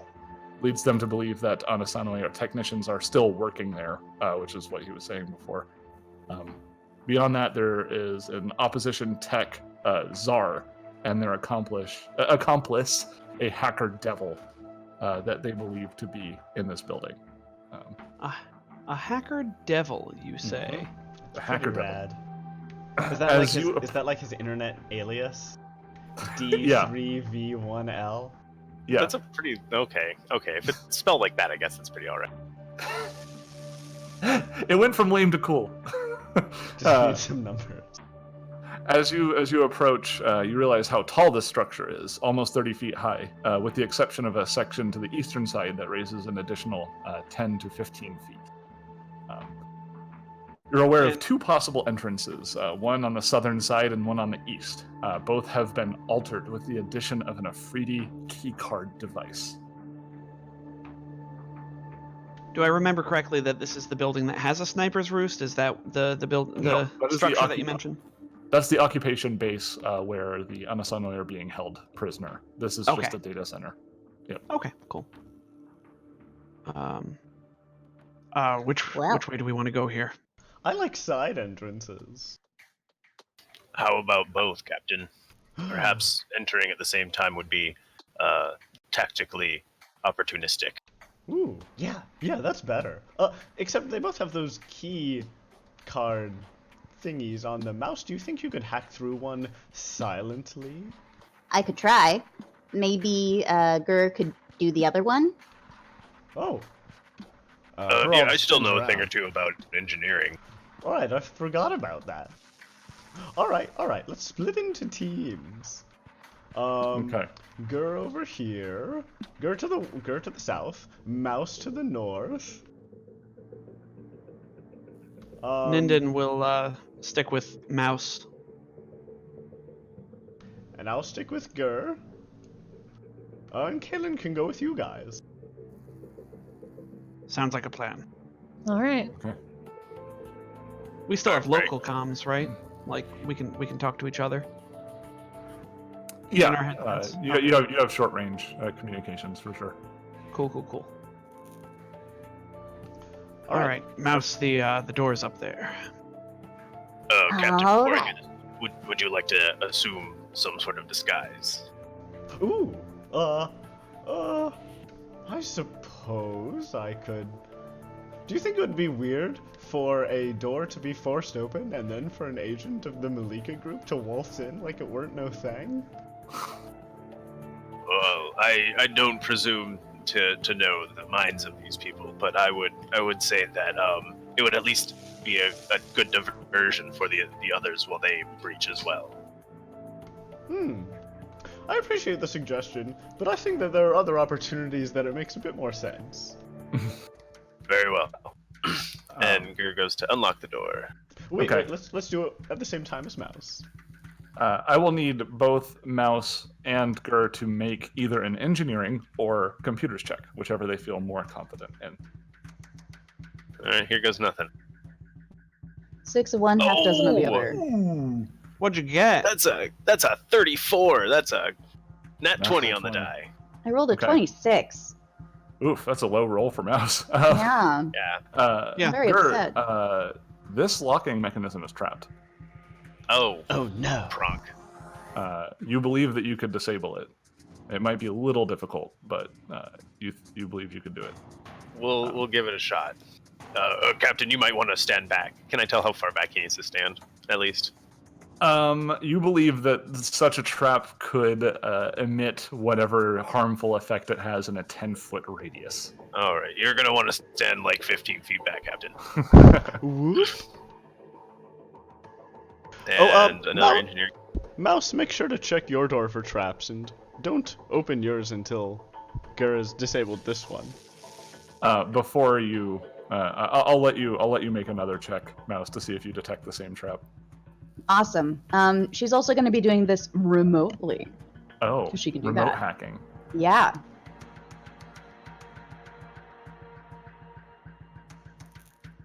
Gur, you are I rolled a 26 again. again. Oof. Oof. Man, you should go. You should stop playing because you're rolling below what you need, and you should go to a casino immediately. Jeez, honestly. So, Mouse, you don't detect a trap on the side door. Gur, you're able to disable the one on the southern side. Oh my gosh. just barely. You can see that the synapses of the trap, like you can see a little arc of electricity, but you snuff it right before it goes off. You're like, My God. but yeah, then you are able to open the door if you would like to. Well, hold on. Yes, absolutely. Well, we want to do yes, this not at the yet. same time, right? Yes. So I'll communicate back to Mouse. All right, Mouse. Is there a trap on your side? I don't detect one. All right, then let's open up the doors. Did What's I that actually manage to open it up? Go ahead and make another computer's check to actually unlock the door. 3, 2, 1. I got Breach! 40! Rolls a Pronkin 20. Well, that's better than a 6 on the die. Indeed. So something interesting happens. Gur, your door opens just fine. Let's see. Whoop. Let me slip a swap. I forgot. It's been a while since I've had a map with things I need to interact with. So I have to delete things because we delete doors in Starfinder. Bam. How we open them? Gur, your door opens just fine. Mouse, yours does too. But when it opens, the the door, the panel also erupts in a electric burst. Ooh. So I do oh dear. have a mechanic ability called Expert Rig. Whenever you Okay. use your custom rig to successfully hack into a computer, you can also disable one countermeasure installed in the system, except firewall. Does this count as a countermeasure? Technically, it's a trap, not a countermeasure, but I think Okay. that's up to GM discretion. Yeah, because Countermeasures It could are definitely more. count like that. Yeah. Countermeasures are more of a hacking into a computer sort of thing. Yeah. like say it was Yeah. going to Let lock me- her out. I mean, also, we aren't even within 10 feet of the door because Mouse used the remote hack. Well, I think Yeah, Ninden but is within. I am range. definitely standing within 10 feet of the door. Yeah, but what I will do is because of that and because of how rarely that's come up in the campaign, I'll let you re-roll one more computer's check to Yay! see I if think. you can disable this thing. Don't roll a 6. This is gonna be a 1. Oh, it was a 7. How about a 7? 20. No, unfortunately, it still goes off. Just Womp. barely. Just barely. Yeah, you catch it at the last second. You didn't notice the trap when you were first going through it, but then all of a sudden it makes itself all known all too well. You try in a panicked state to stop it from going off, but there's an eruption of electricity. Let's see. And then you can make a reflex save. Sorry, fortitude good. save. Oh, well, no, I'm still pretty good at those. I was gonna say you that's should only- be really good That's at this. only a 19, though. Okay. Crack rolls. Don't worry about it too much. The roll of the day is 6. Yeah, right. When Seth says don't worry about it too much, I start worrying about it all too much. Hey Tom, remember you have that that electric thingy. Is that I still in do, your yes. Yes, okay, it is. so you have electrical resistance. Don't forget about that. I will not forget. Okay, so you take you half of forget about it. 26 damage. Half of 26, so 13 minus 5 is 8 points. There you go. You take 8 points of damage, and what would have stunned you normally does not, in fact, stun Woo. you. That's lucky, because I So there imagine you we're go. about to fight some people. Yeah, so I assume that makes a lot of noise. Oh, it does. Yeah. All right. So There's no alarm, but you figure that anybody who's paying attention probably has become extremely aware that somebody Yeah. has opened the door. all right. Ow, So I'll just there's- broadcast the breach command. Yeah. Tigger's immediately on it with his gun up and heading through the door. Okay. Well, I guess we're the distraction. Well, All right. at least we'll draw attention away from them as Ninden charges through the door. Yeah. Do you want us to roll initiative, or are we just? Yeah, actually, let's do that before you make that move there, Ninden. Going back. Sorry. Should Gar and I go back too? Poof. No, you're fine.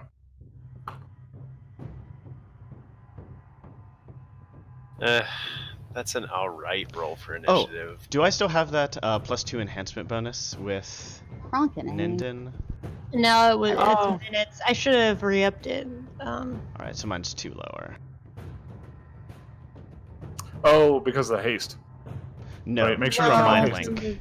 Oh, from Mind Link. Oh. Battle Mind Link. Battle Mind Okay. Link. What a Kalen's just cool doing all spell. kinds of cool stuff in combat. Yeah. Go ahead and take all your spells back, by the way, Kalen. Oh, thank you. Yeah. I just want to streamline this a little bit, so, Can I have given them their Battle Mind Link back before we reach the door? Yeah, that's fine. Thank you. Appreciate it. All right, so that's a Audience, you +2 can't tell I'm then. very sick. I was gonna say, those of you at home, Kaylin is sick. She can't speak very well, so we apologize for that. No, that's fine. Everybody understands. All right, so then Herald, why don't you go ahead of me with a 22.12? Got it. Okay. Yeah, I'll go ahead and arrange this. Poof.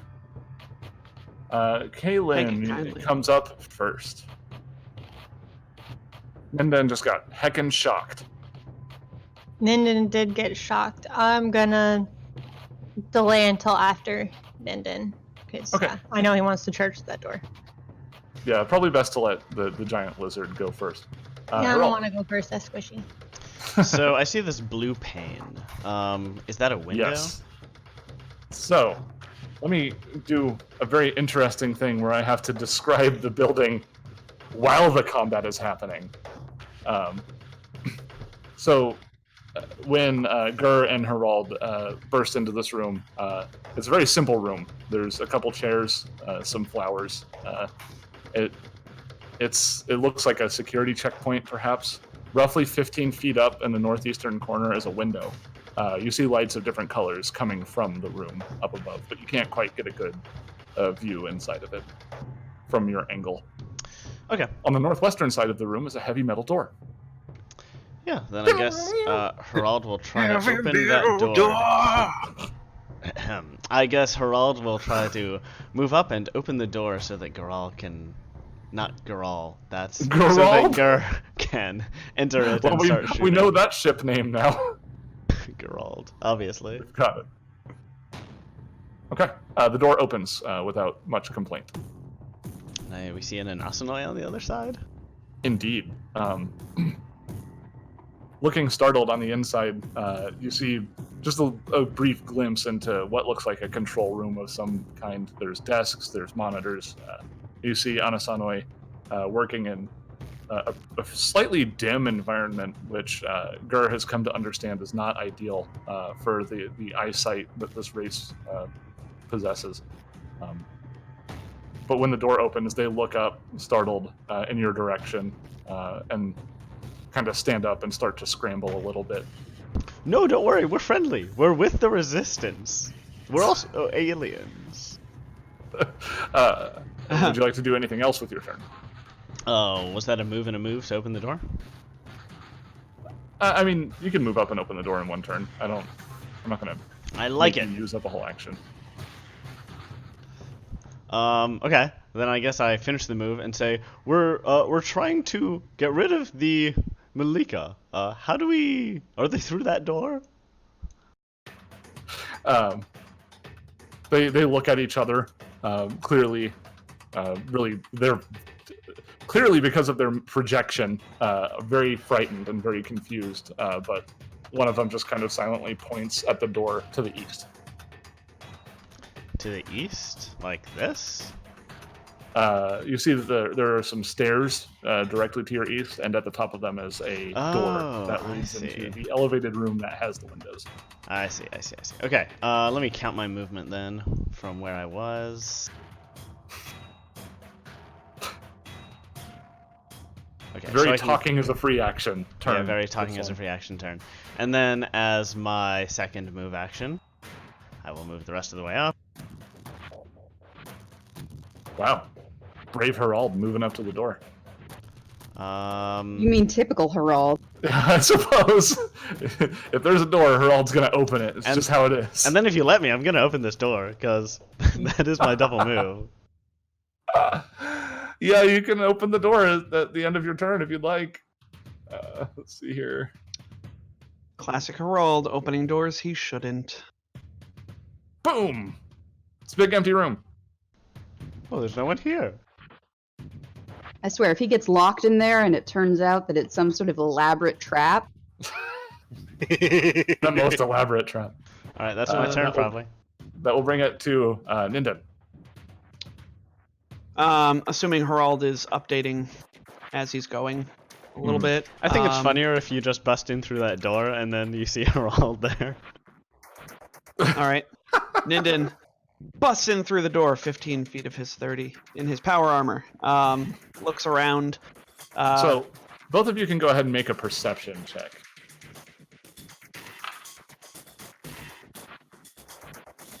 That's a 29 for Ninden.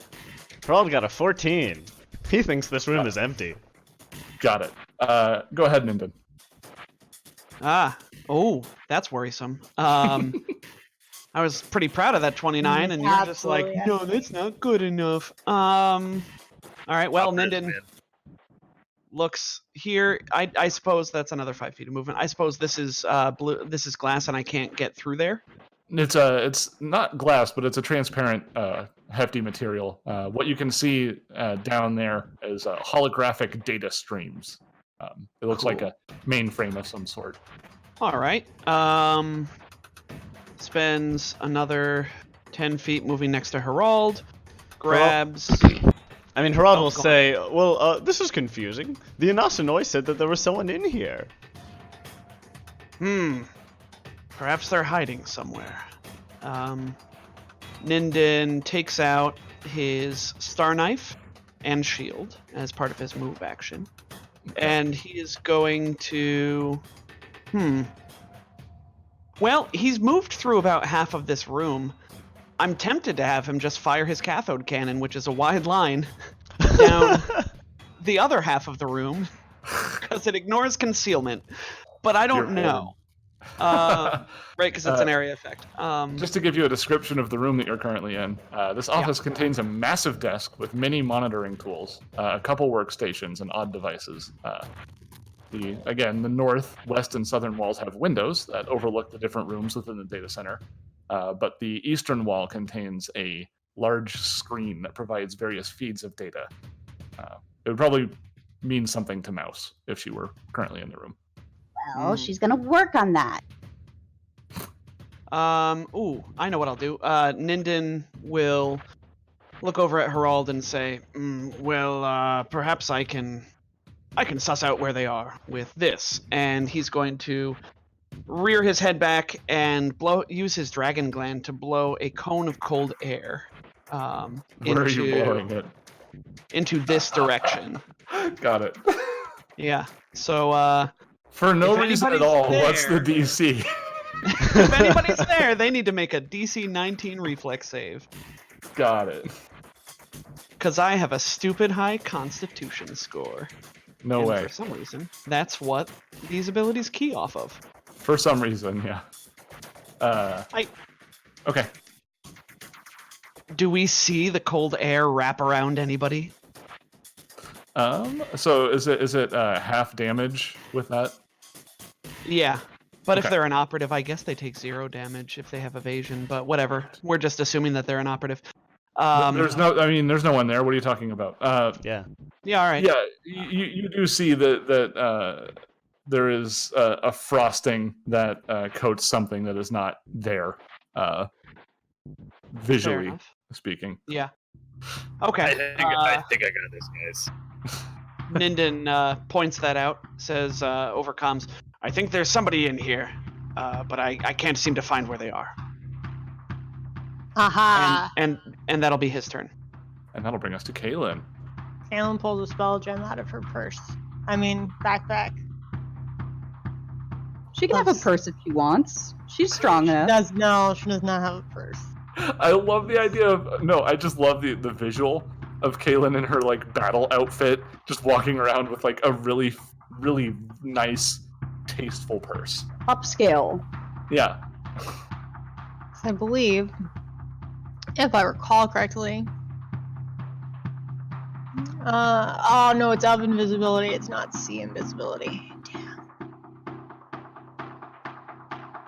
could have sworn I had a spell to see invisibility. Drat. You go in invisible, and you both do the Spider-Man meme, point invisibly at each other. Yes, yes. Ah! It's just a Damn it. blank alleyway. Well, instead, Somebody make that meme quick. I will now do something different. I will come up into this room. I can't see Gur. How far away is Gur, guys? Gur's in the southern end of the building. I think he's close enough to haste. What's the range on it? Let me hit the button. Button, where's the button? There's the button. Who's got the button? 45 feet, no two, which could be more than 30 feet apart. Yep, you got it. Everyone's hasted. Yep. I'll just move up there and I'll haste everybody. Okay. It'll be faster. Thank you. You're welcome. So what were we gonna do? What were we doing for haste? It's like this, like weird, like. The description is all there. If we're all Well, hasted, I don't think you need like a indicator for it. Okay, fine. Fine. It's I 9 won't rounds. give you. We could just put it on my token, so I won't- that way I I can won't- count it down. Yeah, that works. Let's go ahead and give yourself a token of some variety. All right. All right. That will bring us to Gur. Marvelous. And with this newfound speed, he's gonna go, and he's just gonna follow the captain Ooh. around. Oh Hold on. dear. We're getting some and- chunky cutouts here in the voice. Okay. Oh, I see. Hold on. Chunky cuts. DJ Chunky cuts. Gross. Ah. It's not as good of a hacker name. What, my system's All been right. overridden by DJ Chunky cuts. You guys hearing me better now? Yes, yes. Yes. All little right, bit. marvelous. I'll fix this problem after my turn. Okay, so that was my one move, Okay. and as he moved in here, he's drawing his his hammer. We'll just call it that for now. Okay. Cool. Ninden calls out that corner again. Yeah, he comes in and okay. So with my combination of blind sense thinking Mhm. and blind fight, can I see this guy or kind of suss out where he is? Yeah, you can sense that somebody is surprised and readying some sort of some trick. Marvelous. Okay. Well, that was one move. Don't think. Yeah. Okay. In the okay, we're gonna just, in that case, move into. Can I actually move into that corner? You cannot move into that corner. We'll move to right there and then go. You feel like there's something in front of you. Yeah. Do I get a perception check or is this like? Oh yeah, I guess technically you would get a perception check. Let me. Oh hell! You know what? I'm gonna do this instead. What's up?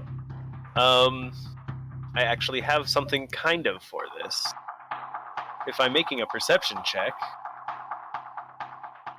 I'm gonna go ahead and cast, instead of moving forward, I'm gonna cast this on myself. Nice. Give me a +2 to that perception check. Let me just factor it in here for once. No, I'm just gonna roll it. Add 2 to this. 22. Probably don't see him. Oh, Natural no. toot. No, you do not actually observe this whoever this is. All right. Hey guys. Gur just used his first spell. A spell? Man. But was it that visible? Probably not. His eyes started glowing. That might just be something the Anasano do. Who knows? Yeah. I don't know. Okay. I know who knows. So, is that the Aelin turn? knows. Yeah, that's my turn. Okay. Aelin knows. Mouse, I know that you thought that you had a turn. Oh. I know. Very disappointing. But in the corner appears you recognize him as an Ifrit. Unfortunately, the art. This is something I was talking about to y'all last night. They don't provide art for this particular character, so I had to make do.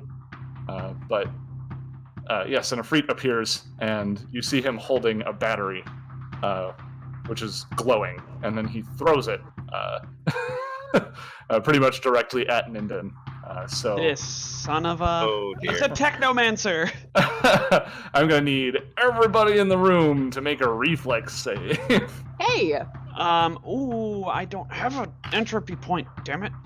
Everybody in the Well, room that's a will make 31 on my reflex save. Holy Like, cows! not there's- one. Ooh, 21 on mine. 1. Okay. Is 1 good enough? Harald, standing in the doorway, is the only one who does not effectively avoid this explosive blast. bless his And so- heart. I like to think that Harald leans in, wondering what that thing is. Lean in, Harald. Shiny. Let me get some dice on the table. You know, technomancers, they put dice on the table. That's something that they do. Uh-huh. Is it I've heard not? it Yeah, they do. Can we reference that inside joke more times? I only still becomes an don't know inside who we're joke if talking you- about. Well, talk about it later. We'll talk Yeah. about it later when you're older. That's fair. Oh, shut up, Dad. So let's see. That'll bring us to Well, we need the damage. yes, 39 damage. So Oh. Harald, take that. Everyone else take half of that. What was the and then type? modify it accordingly. What kind of damage? That Fire, well, it's I an imagine. explosive blast, so I believe it is fire. It is. Just fire. So I Explosive have an blast is item. fire. Oh, thank you. Oh yes, I have a diffraction cloak. Oh, indeed, you do. The one that you Here. pulled out from a dream of a forgotten time. Yeah. Indeed. As What a even- reaction, I force the attacker to re-roll the d20. If an Or attack- if it's if you fail a saving saving throw, I re-roll and use the higher. Okay. Oh, do it. Rolls a 1 again. I'm here for this happening. Okay. 28, Oh, so that's a little yeah. bit higher. Yeah, no, you got it. Everyone made it. All right. And the Again, it damage looks like was- Harald is about to get hit like face first with this thing, but then he twirls in place with this white and gold cloak that he got out of Ezerod, and then the fire doesn't hit him as bad. Harald's a magical Abracadabra! girl. Roll the It's like a Sailor Scout. Yeah, remember I was joking last night about, okay, imagine Yeah. Harald as a Doing Sailor a Scout, Yeah. like Yes, twirling, and then imagine Kaylin as Tuxedo Mask, Yeah. because it's the natural progression. I love it. Rose I would love be the so idea. happy if you made my character Tuxedo Mask. Because we always made her be Tuxedo Mask. Sorry, what was the Ninden damage? gets 1 entropy. So that'd be 19 19.5, damage so it's for- 19. It's, Yeah, yeah, it's 19. 20 points of damage. No, it's 19. You always round down. Round up. You round up for bad things. Round I down don't for think good that's true. things. No, It's not I as don't simple think as that follows at all. Oh, that's how I've always played it. But if that's how you want to play, that's your GM, your rules. That's how it usually is, but I'm pretty sure with Starfinder it's always round down. They just made it that. I think that's much more Interview fair. question. Anyway, says my connection to the server has been interrupted. Anybody see that?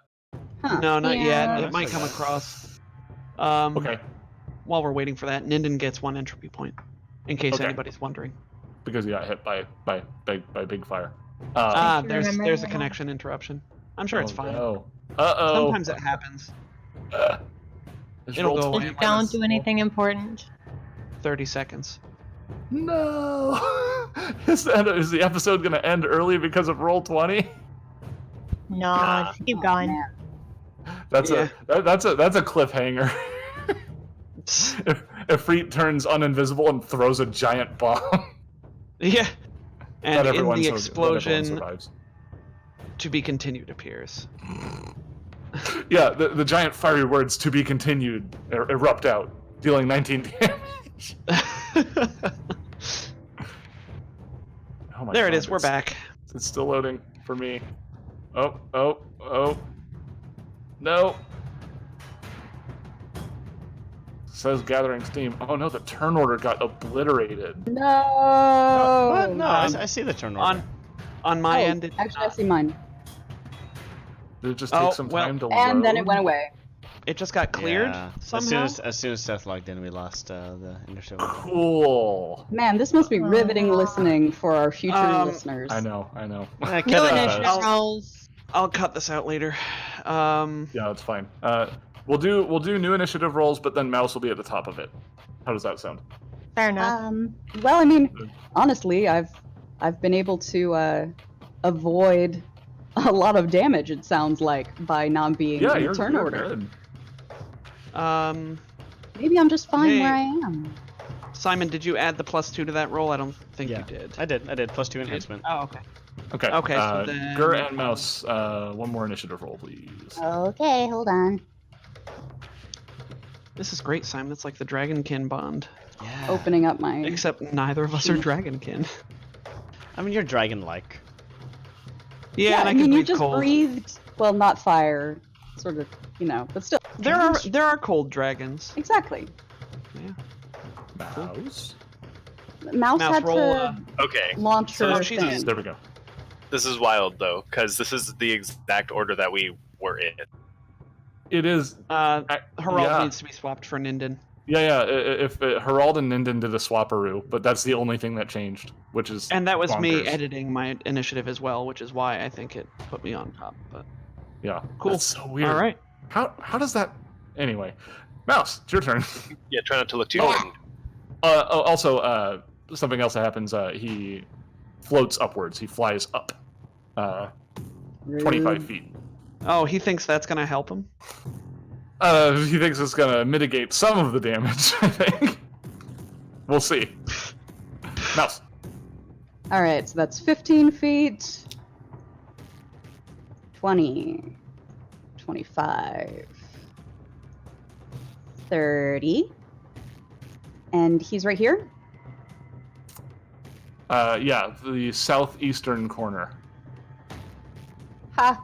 There's a character that looks kind of like him from Monster High, the doll line that I like to modify. I could have just sent you a photo.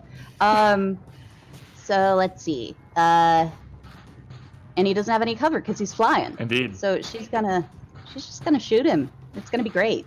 Ha! I hope. With the freeze ray. If you want to wait until I get him. But like, I've already taken my turn. It'd just be a waste. So you're gonna lock on. Shoot him. Yeah, I mean, so here's the thing. I could lock on, or I can shoot him. I cannot do both. Which do you Alright. prefer? I say shoot him. If you lock on, you'll get Well, you extra have- bonuses for next time. You have haste. Oh, I do? That doesn't give you an extra move, though. Oh, it No. would allow you to do 2 attacks, though. So yeah, your option is lock on, or do a full round attack. Or a single precise attack. Full round attack is probably better. Okay, full round attack. Put more dice on the board. Yeah, with my freeze ray. With my freeze ray. It's Oh, my Full favorite country attack. song. Old Town Oh. Freeze Wow. Ray. Oh no! I rolled a Oh nat my one. good lord! so unfortunately, that's an unwieldy weapon, as it says in the weapon notes. Oh, yeah. Oh, right. But your new weapon though, the Gelid Ice Carbine. Oh, I should have used that. I'll let you. We'll do the same. We'll do the same attack rolls. Let's see. So, okay, and then 25. A 1. And Yeah, 16. natural 1 isn't gonna do it. But you do get 20. I do get a plus. I do get 1 more because something about this weapon is special. Oh no, I that's remember that is a hit. You got it. Woohoo! Let's see here. Let's see, let me do a couple. And then you need to Cryo. roll the Cryo guns. Let's roll the see. damage. Yeah, go ahead and Matt? roll an attack roll with the Gelid Ice Carbine, and we'll use the damage from that. Oh, I just. Oh, well, rolled there the you go. damage. So that's 19. Oof. You think it's 19, but you're wrong. Oh. Because it's an Efreet. So it's actually closer to like 27 damage. So Man, I really should have gotten a cold fusion on my cannon. So much whiplash from that. yeah, no, it's crazy. It was like, but no, you're good. Yeah, Mouse lands a blow, and you can tell that this individual does not appreciate being shot by cold things from the volume in which he snarls. Sounds like a personal problem. Speaking of snarling, hey, it's Ninden. Ninden Hey, snarls all it's the actually time. Harold. Ninden's gonna back up on the initiative turn and let Harold tell him what to do first. Oh wait, there we go. Okay. Alright, Harold. everyone, this might seem like a weird move, but I suggest everyone attack the one enemy that we can see. And that's a get 'em, and also a clever feint. How Okay. strange. So clever.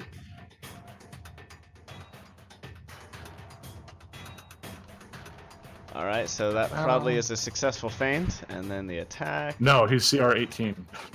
He's fainted. That's Oh, a Brock. 25 versus flat-footed KAC. Yeah, that'll do it. For 8 damage. Let's see here. Clink. What do we got for this? Just there we go. Nice little pop.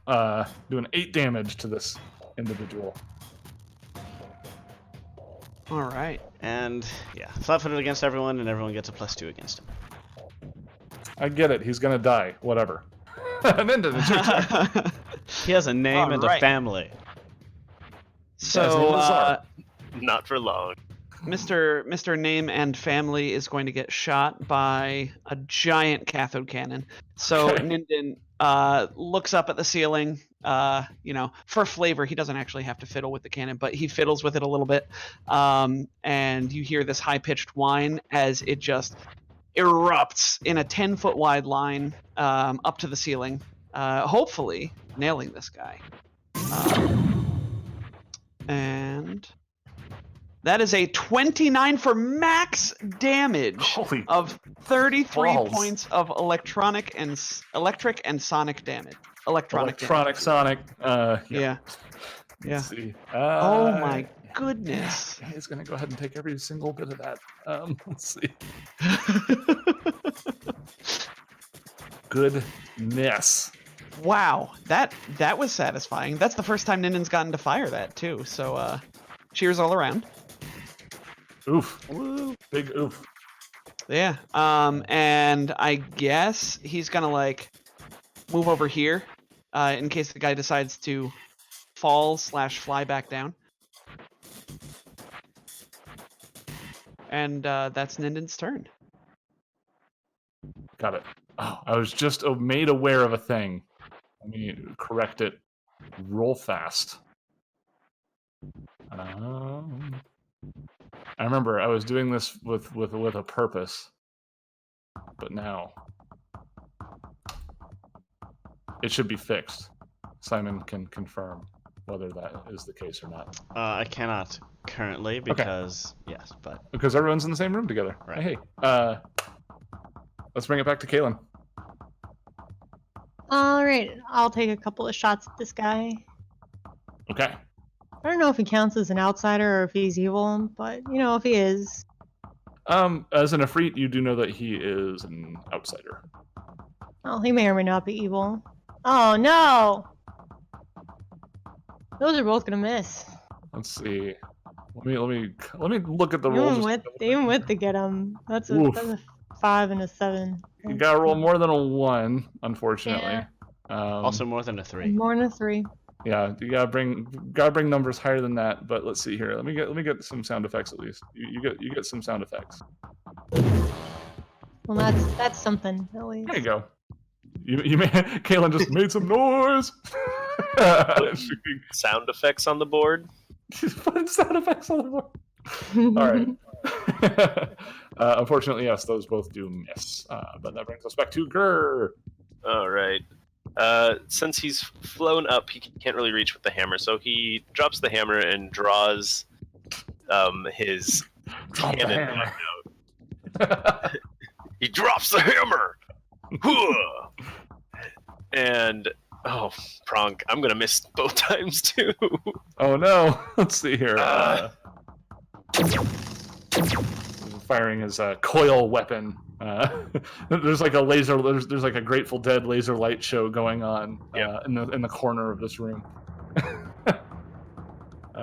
Bring us back to. Oh, before that, hold on. Oh, yeah. Sorry. Just for flavor-wise, the fusion on it is the conserving fusion. So as it misses, the arcs of electricity kind of arc back to the gun and go back into the fusion. Okay, got it. So you're absolutely right when you're saying laser light show. There you go.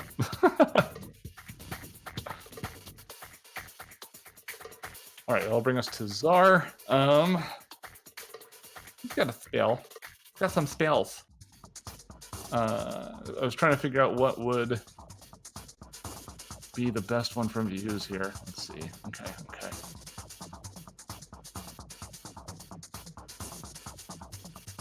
Okay.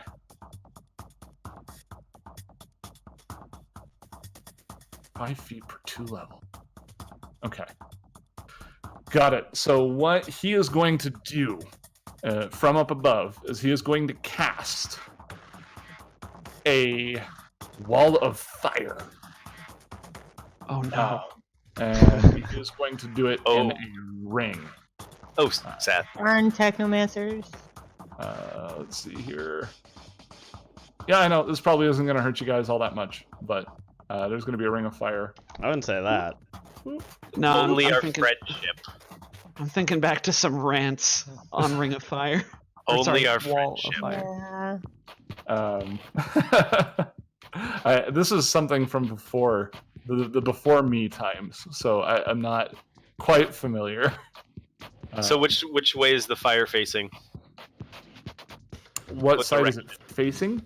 No, so like you have to pick a direction that actually deals damage if you stand on that side of it. Let's see. Well, it says to make a ring, so I assume that he can make it so it's facing outward. Yeah. Presumably. Yeah. He has to pick whether it faces outward or inward. Right. So let's see. 'Cause- It deals 2d6 fire damage to creatures within 10 feet and 1d6 to those beyond 10 feet but within 20 feet. So everybody's taking a little bit of damage from this one.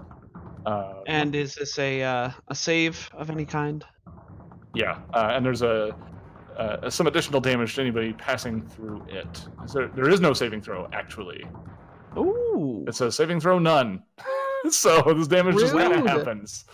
Just gonna take it, yeah. I guess. This is why this spell is rude. And he will go ahead and levitate into the center of the ring of fire. Because of course he 30, will. 30 feet up. The flames of which are 20 feet up.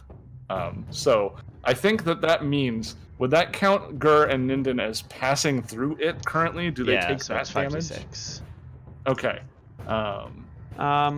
Do they take any additional damage, or is that the cap? So Pretty sure that's on our turn.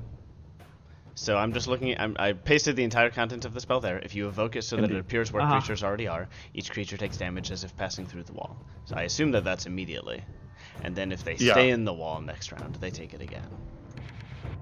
Okay. Oh, and I see that if it takes cold damage, it can actually. The fact that it mentions it being able to take cold damage implies that it has hit points similar to Wall of Force. Yeah, let me take a look at the hit points. It's of this 20.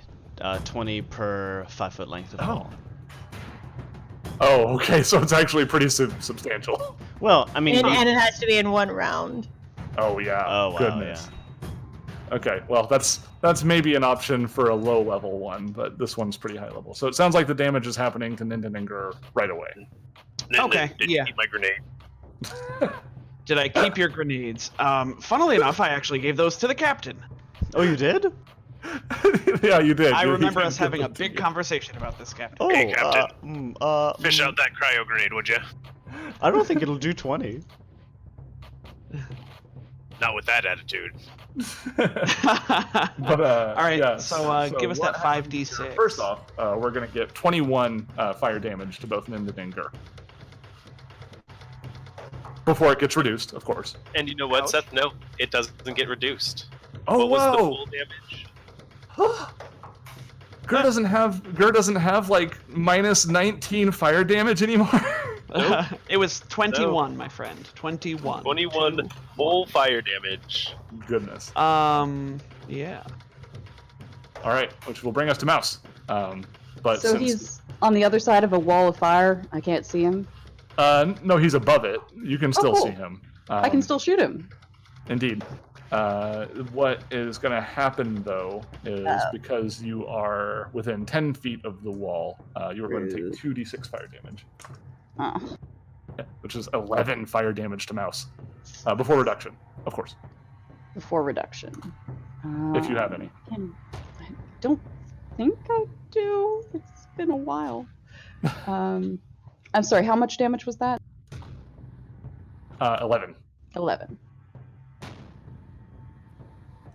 Ow! Okay. Serendipity? Designating target, masculinity. Let's get that mother pronker. Alright, so targeted. And shooting. Can't do a full attack, but we can do a attack. Well, wait, if you're hasted, can't you use that move action to target and then do a full round attack? No, it's a move to it's a move action to actually move your speed, specifically. Oh, that's all that it allows you to do. Yes, similar to okay. hurry. It only lets you move with it. Got Well, it. it's a 26 to hit. Yeah, that's gonna do it. Let's Cool. see here. Jeez, 25. That's a lot of damage. Why did I give you that thing? It's cold and piercing as well, so half of that damage is multiplied by 1.5. Indeed. Probably. So that's going to be, math, 12 damage. So that becomes 18 damage. So we add 6, essentially. So it's 31 total is what she does. Goodness. Mouse, putting some work on this guy. Now that's a lot of damage. Yeah, that's the ticket. Okay, That's roll. what I'm here for. And, sometimes I can actually hack computers. Herald, you're going to go ahead and take 3 fire damage. I'll take it. Enjoy. And then it's your turn. Alright, against my better judgment, Herald will move back a bit, a little bit further away from that fire. Oh wait, there's stairs there. That'll make this, yeah, nope, I'm just gonna eat this fire. I could take 5 days. Yeah, no, this is fine. And then I will take out a grenade and do a clever feint with the grenade. Okay. 'Cause that's an attack.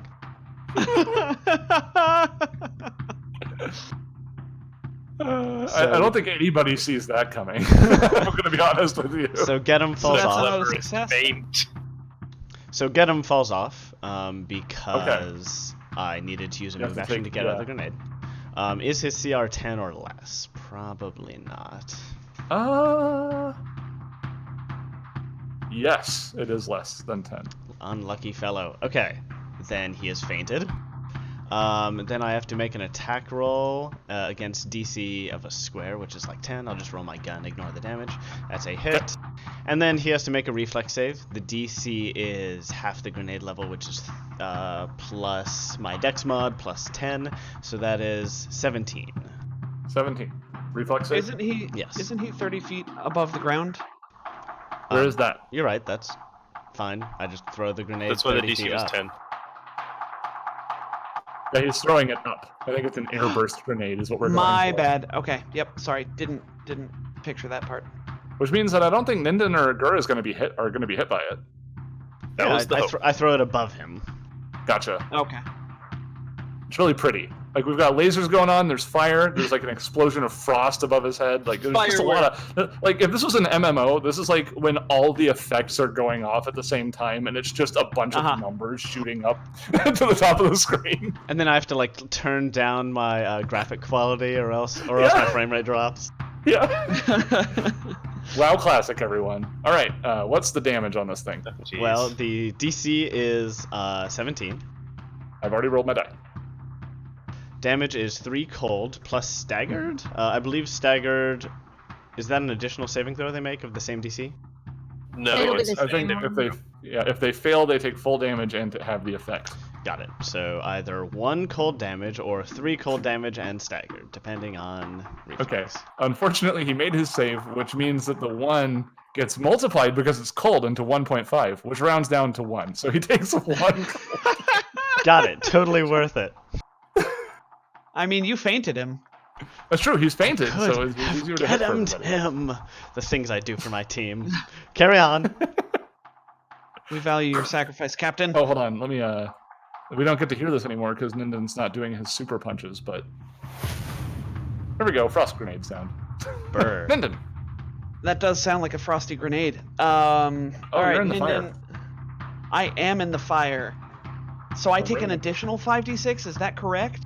Well, because you're gonna either stay in it, which means that you're passing through it, or you're gonna go up, or you're gonna move, which means that you're passing through it. So the damage Not is. if I climb up the wall. No, I can't. But you're still passing through it. It's 20 feet high. Damn it, man. All right, fine. Give me my Look, prunk and I was fire trying to damage. put you in this situation for a purpose. Let's see. Yeah, all here. right. I see. It's gonna be 22 fire damage before reduction. All right. I don't have fire reduction, but I have some entropy points, so I'm going to spend one of those to reduce that by my Vanguard levels. So 22 minus 8 is 14. Yeah, 14. So, all right. Minus 14. And then I'm going to move out of the fire because I may be foolhardy, but I'm not that dumb. And then I'm going to fire my cannon once again at the jerk. The area around him has become spicy. It's spicy air. Spicy air. It's spicy air. Let's see. Yeah, this is a better chance of hitting. So that's a 33 to hit his flat-footed EAC for wow. 25 points you of got it. damage. By the way, he's been bloodied for a bit now. just so you guys know, he's not doing good. He's kind of on the air ropes a little bit. Ninden is just roaring, "Come on down!" With his advanced Brortrov dimensional disruption cathode cannon. I feel like Brotrov? Brortrav. It's Brortrav Industries is a manufacturer in the armory that basically opportunity attacks to me when I fire this weapon take a -2 because it's just so intimidating. I want to call it Brotrav, but that's fine. Bro Travis, Bro yes. Trav. Brotrav. Yo, I was hanging out with my Brotrav. He gave me this cathode cannon. That hits. That hits, and it's devastatingly effective. I like this cannon quite a lot. Kaylin. All right, he's still above that ring of fire. Mm-hmm. Oh, let's try this again then. Next turn, you think he might go down, down, down, and the flames might get higher. Yeah. Mm. Well. Will they burn? Oh no. They already have. Oh no, a couple A 9 more and a rolls. 6. Oh. The ring of fire. The ring of fire. The other ring of fire. I am just not. Can't do this today. Kaylin also feels sick. Your dice are sick with you. Apparently. You're bonded with Kaylin, and when you feel sick, so does Kaylin.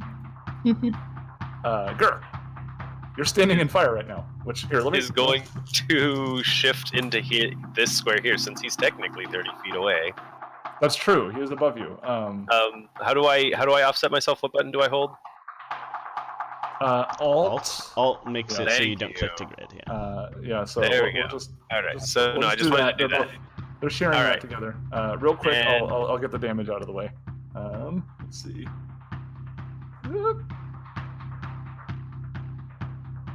It's 24 fire damage.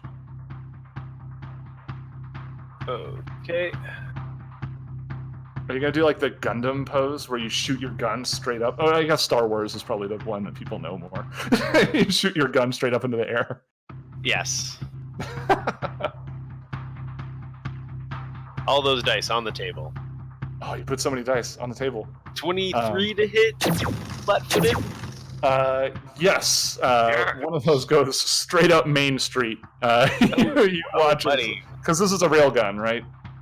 This is so it's technically like a laser like electric. Think the plasma cannon from Cowboy Bebop. Okay, got it. Okay, I've got it. Yeah. So you watch Gur disappear inside of this wall of flames, and then a couple beams shoot up. One misses, but then the second one goes straight up through the bottom of this Ifrit, and you watch as his head just snaps back and bursts open with electricity shooting out and hitting the ceiling. Ooh. Oh, wow. Yikes. Yeah, it's pretty gross. And just because I think it works cooler this way, I'm going to go ahead and say that the flames die down as the body just kind of limply falls to the ground next to Gur. Instead of like 9 rounds later as it's supposed to. Yeah, the source of the magic is gone, so the fire goes away. Sounds legit. Like ouchies. Yeah. Which will bring us to the end of combat. Woohoo!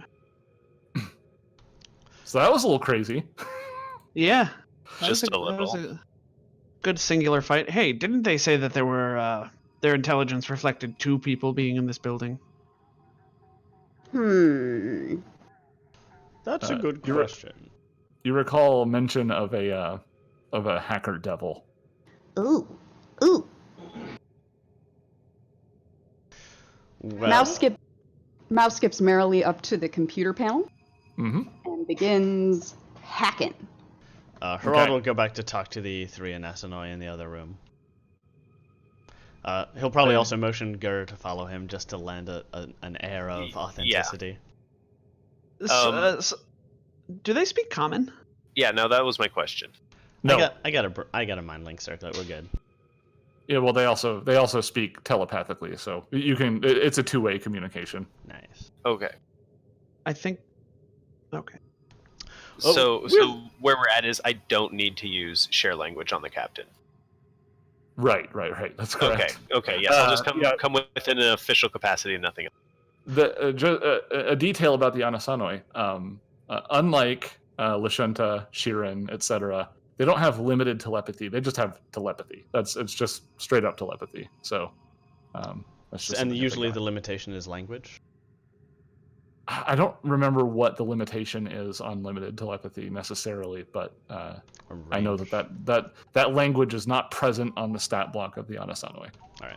Well, now I need to look it up because I didn't realize that I was special.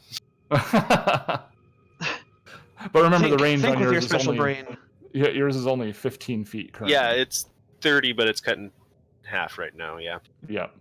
So I don't know what functionally is different. I figured that having the full deal makes it so that it's a two-way situation whenever one wants to talk to you.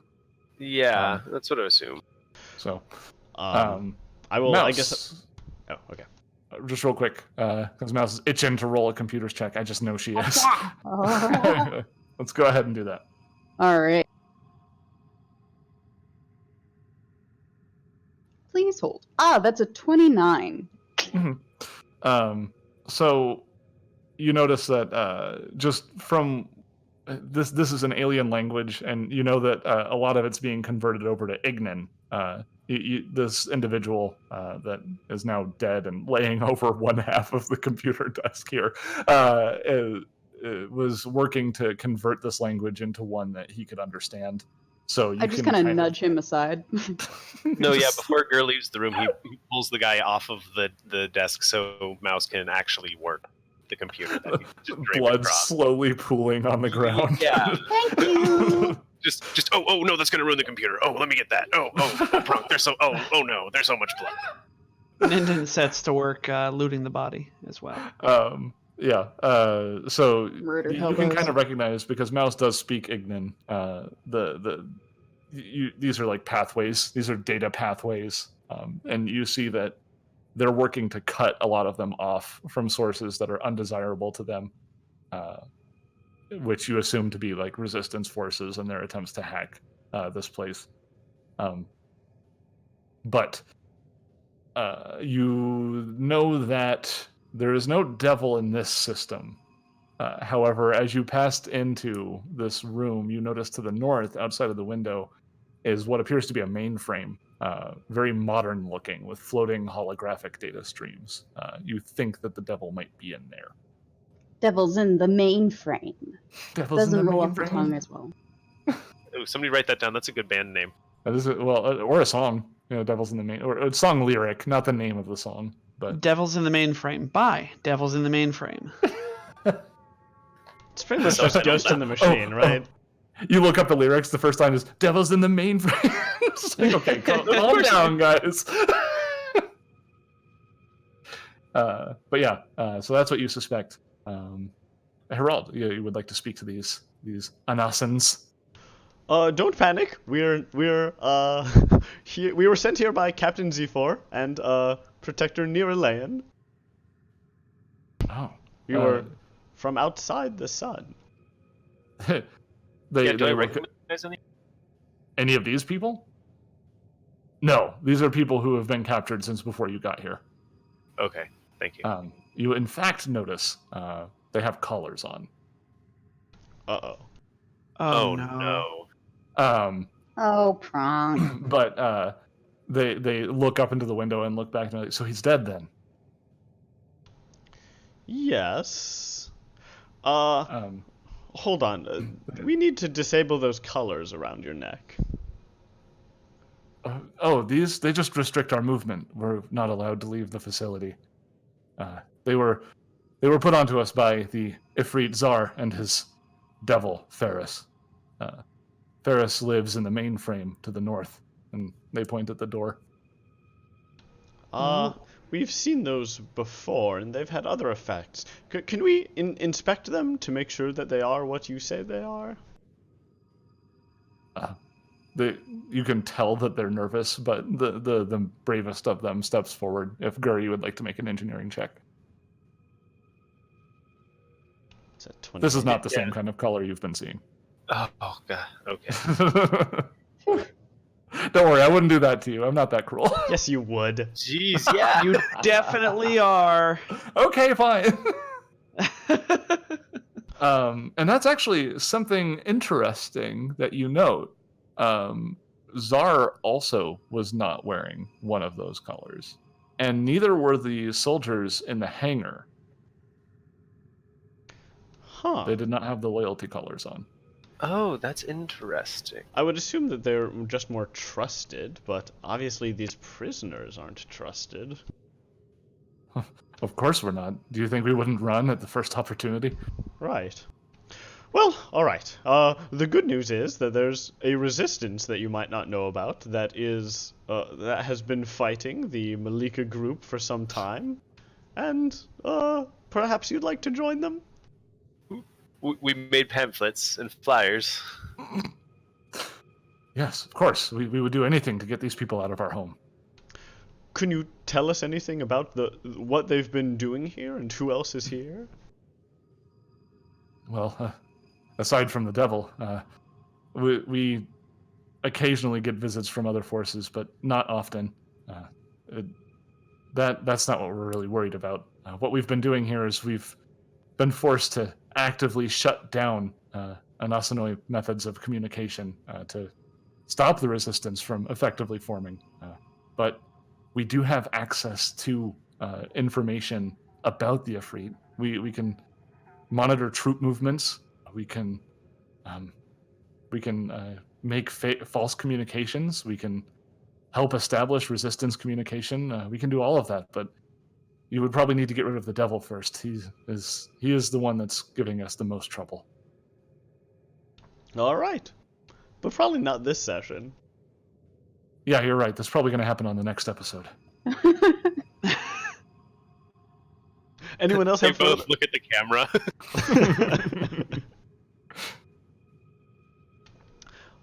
Anyone else have further questions? Mouse, do you have anything to add from your perusal of the computer systems?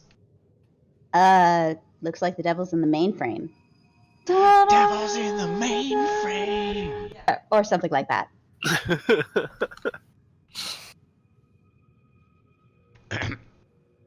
Well, alright, so yeah. let's pile up outside of that door and...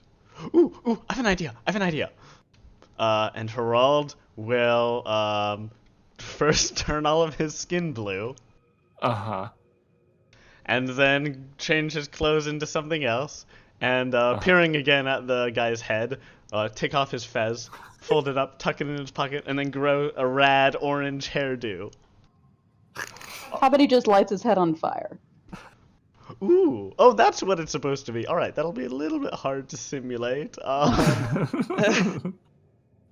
Like, he's done this before, right? Like, I remember his, like, weird off-brand Solarian hammer Oh yeah. he tried to make with, like, a bioluminescent glow and that sort of thing. Yeah, the standard bioluminescent blue-orange glow on the top of his head. Sure. And what was his voice like again? He didn't say anything. Ooh, you three there, can you think at me some of the mean things he's said to you? Oh my god. Yeah, you find that they can actually do that quite effectively. Alright, so he sounded something like this. Yeah, you're right. That's exactly what he sounded like. Oh, perfect. And now who was in command? Is that you? Who was in command? Was this a technomancer or was the devil in charge?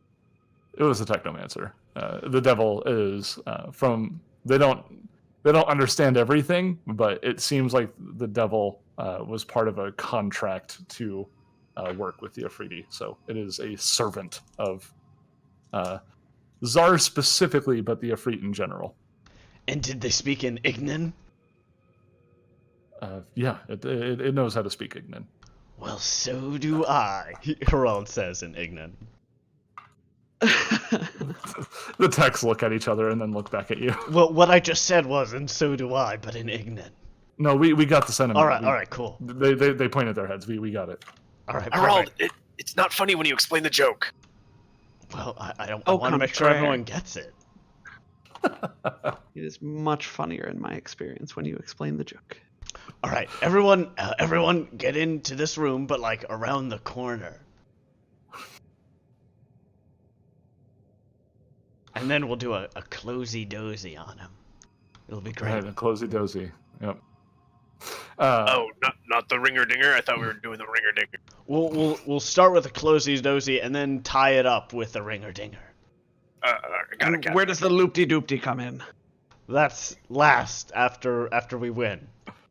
Are you sure? This is no time for a loop-de-doop-de, guys. Come on, think with your heads. Goodness, at the end of this very serious session, the Sun Divers arrange near the northern door to open into the main frame to deal with the devil himself. Well, a devil himself. A devil in the main frame. The devil in the main frame. Devil in the mainframe. That has to be the name of the next episode, doesn't it? I hope think so. I think so. I mean, Yeah. it'll occupy like maybe half an hour of that episode. It seems like Who cares? an ill-informed name. But it's fine. It's our show. We can do what we want. We could always call it Devil in the Mainframe and Other Tales. Anyway, so yeah, that is where we'll close. Harald hits the button for the door. A little sign pops up that says "To be continued." So that's where we're going to stop the episode. So thank you everyone for listening so far. But as described before, we have a special guest, Ron Lundeen, the writer of Book 4, and we are going to get things set up. We'll come back. I anticipate maybe like a 10-minute break, and then we'll do a little talking. We'll have a good time. Woo! So I guess temporarily, don't go anywhere. Yeah, don't go anywhere.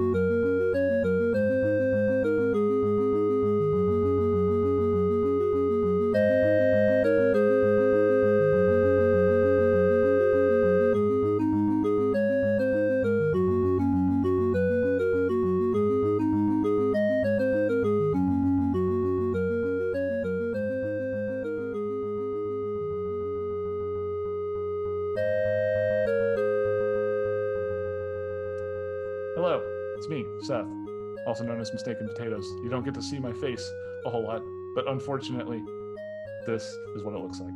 I am joined with, of course, Tom and Liz, who you know as Ninden and Mouse, respectively. But our Yes. special guest is Ron Lundeen, the writer of The Blind City. That's right. I would Thank you, like glad the to be name of the here. books. They kind of mesh Well, after. then combined to the name of the adventure path itself, and Right. Yeah. we've got Dead Suns, but then we've also got Dawn of Flame, and there's a lot of D's flown around. Yeah. Absolutely. There's a lot of fire, just in general, too many fire things happening. Lots of flaming adjectives. We always forget the name of the Radiant Cathedral. It's like, it's like the Fire Church. the burning pew. I don't know. It's one of those things. Yeah. I gotta guess if you called it the Fire Church, like mail would still get there, right? Yeah, Like, yeah. Like, oh, the Like Fire the Church. We post, know what you're talking about. the post office is like Again, they have like a Absolutely. board of the best ones. So yeah, we have this pretty standard array of question bullets to shoot at you. Okay, I'll take them. All right. What introduced you to tabletop games? When did you get started with this stuff? Oh, goodness gracious. I've been in tabletop games for it feels like forever, since I was, I don't know, 10 years old or so. Sure. I've talked to people through most of my life where they're like, well, oh yeah, Dungeons and Dragons. I used to play that when I was in middle school or whatever. I'm like, yeah, I did too. And then I just never quit. I just kept right on doing it. Why would you? But there was we started, I want to say in the early 80s with Advanced Dungeons and Dragons. There was an adventure called Journey to the Rock from way back when, Okay. which, as you might expect, the first part of it is to get to the dungeon in the rock. And it took us, we probably each went through about 6 different characters just getting killed on the way to the rock. Yeah, Or even got to the AD&D was dungeon. no joke. Like, But that I was hooked then, right? I'm like, wait a minute, you could just keep on going, and so nice. it was a lot of fun. It was a lot of fun, and I've been doing it ever since. I started writing my first writing credit was in the early 90s, but it wasn't until about 2000 I really kicked into writing sort of, full gear. Sure. And since then, I've been writing something sort of most of the time. I've got something working writing, either for my own press, if nobody's actually paying me for my words, or when people are actually paying me for my words, then I'm writing for that. Which is the best, Right. obviously. But Yeah.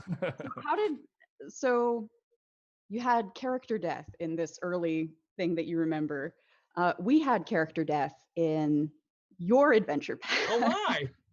Okay. Yeah, I don't expect so. This thing that we've built here, based off of the work that you and the wonderful people of Paizo have created for us.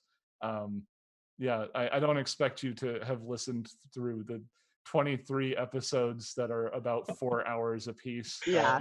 I've dropped in every now and again. You're right, but I have dropped in every now and again. So, That's nice. But yeah, so and this kind of I'm going to go ahead and scale back from what you said, Liz, because it kind of ties in a little bit to why I kind of went that direction, because I feel like the torch was handed off to me a little bit in a way. So did this book that you wrote here for Dawn of Flame, was it always kind of structured to have this turn towards the cosmic horror? Like, was that always part of the outline? oh, that's why I wanted that one, right? Okay, then that was my follow-up question. It's like we have to step back a little bit to answer your question in a long way, right? The way that we design any of these adventure paths is the developer will put together a very lengthy outline, and that outline is like 80 pages long.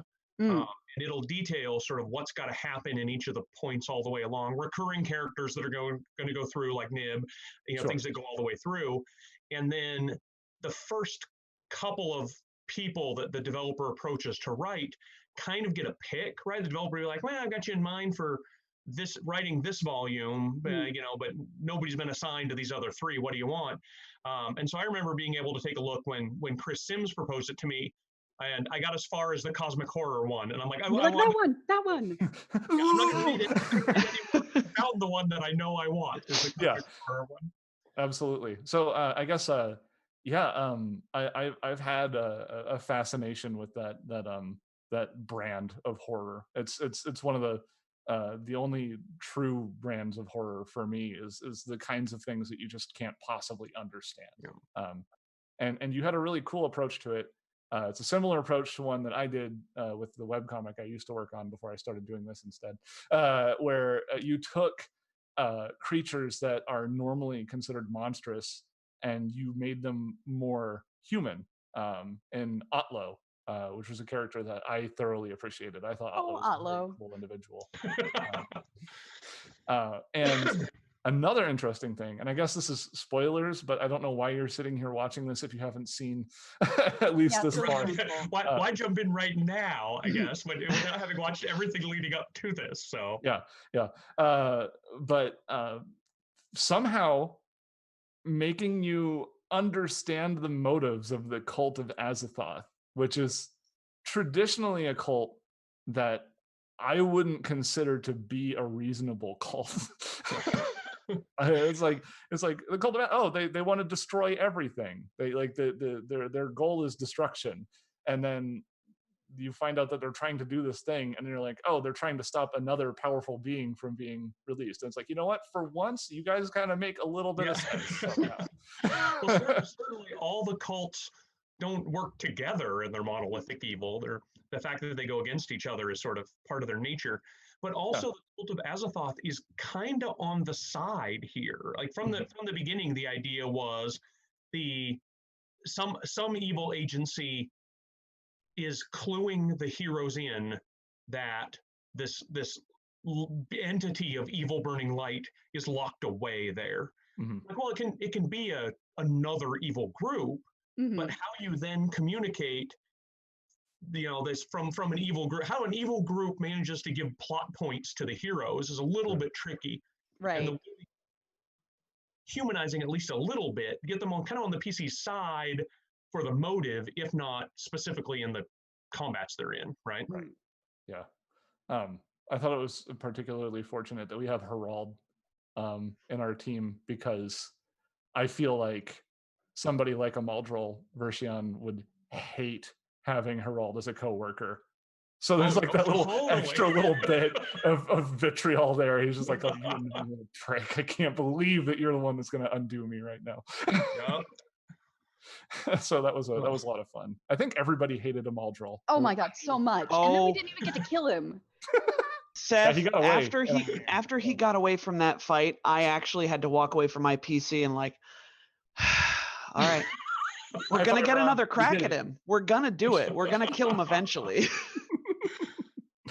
I love how in the book it says, if Amaldrol survives, you can have him come back, but he doesn't appear in the rest of the books. I was just like, oh, he's coming back. Oh yeah, I love giving the tools to the GM, because you never know what's going to stick, right? As far as interesting, NPCs that are interesting allies, or particularly like despised villains. The point is to kind of throw a lot of things at the GM and let the GM run with whatever happens to stick for the group. I love it. That's that reminds me of the again, spoilers for Dead Sons, and if you haven't experienced it in any way, shape, or form at this point, end of book 1 where they're fighting the Garakagul.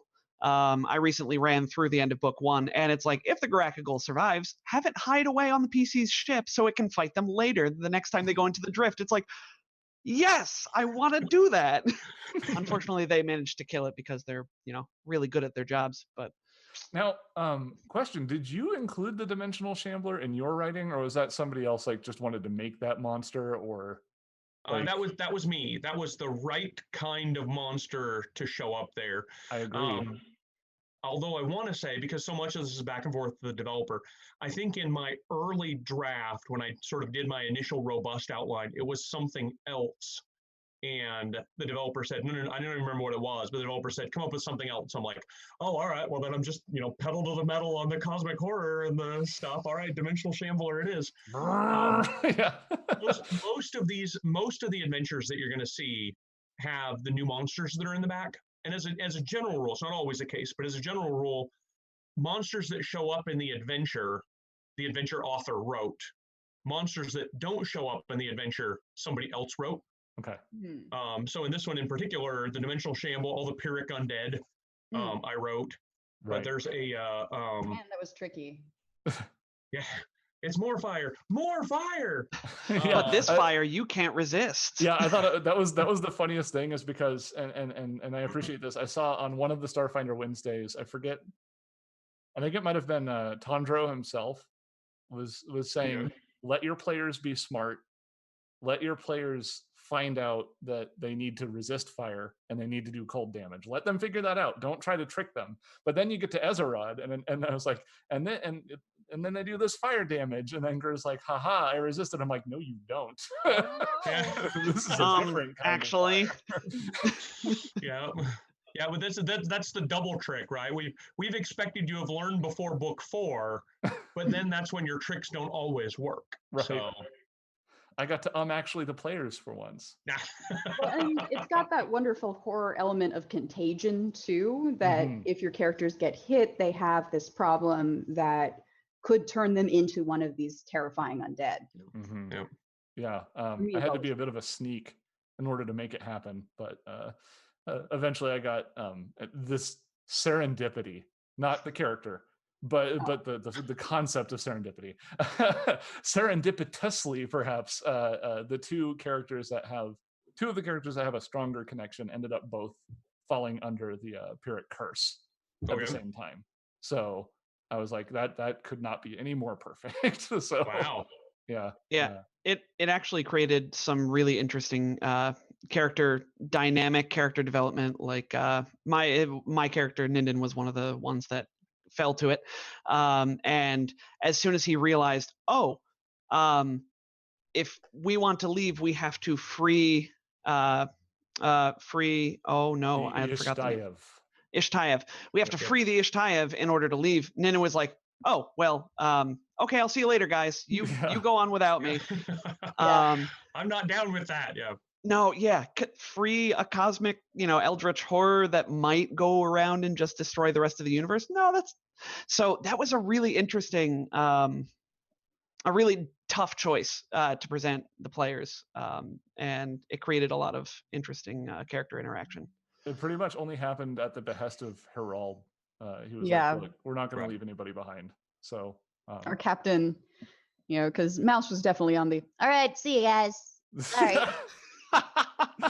Sorry this happened. I mean, you're effectively dead. It's like you got shot, but I get to say goodbye to you. That's the only difference. Like, dead men walking. Yeah. I was speaking of that effect. One of the things that really pleased me, at the risk of being a little bit spoilery myself, is most of these end with an article called "Continuing the Campaign." Most adventure paths do, and Chris came to me later. The developer came to me and said, "Hey, one of the things that I'm putting into the Continuing the Campaign is what happens if Eshtaev is free," and that is kind of exciting, I think, to see. All right, well, it's at least engaging enough to the developer to say, all right, here's how it might change the world. Yeah, I'm gonna have to read that after this game is over, because that sounds fascinating. Yeah, for sure. No, here's an interesting thing. I want to, before it gets too far away from us, I wanted to bring up. So, Azathoth, I'm a fan. You're a fan. Everyone's a fan of Azathoth. The blind idiot god at the center of the galaxy.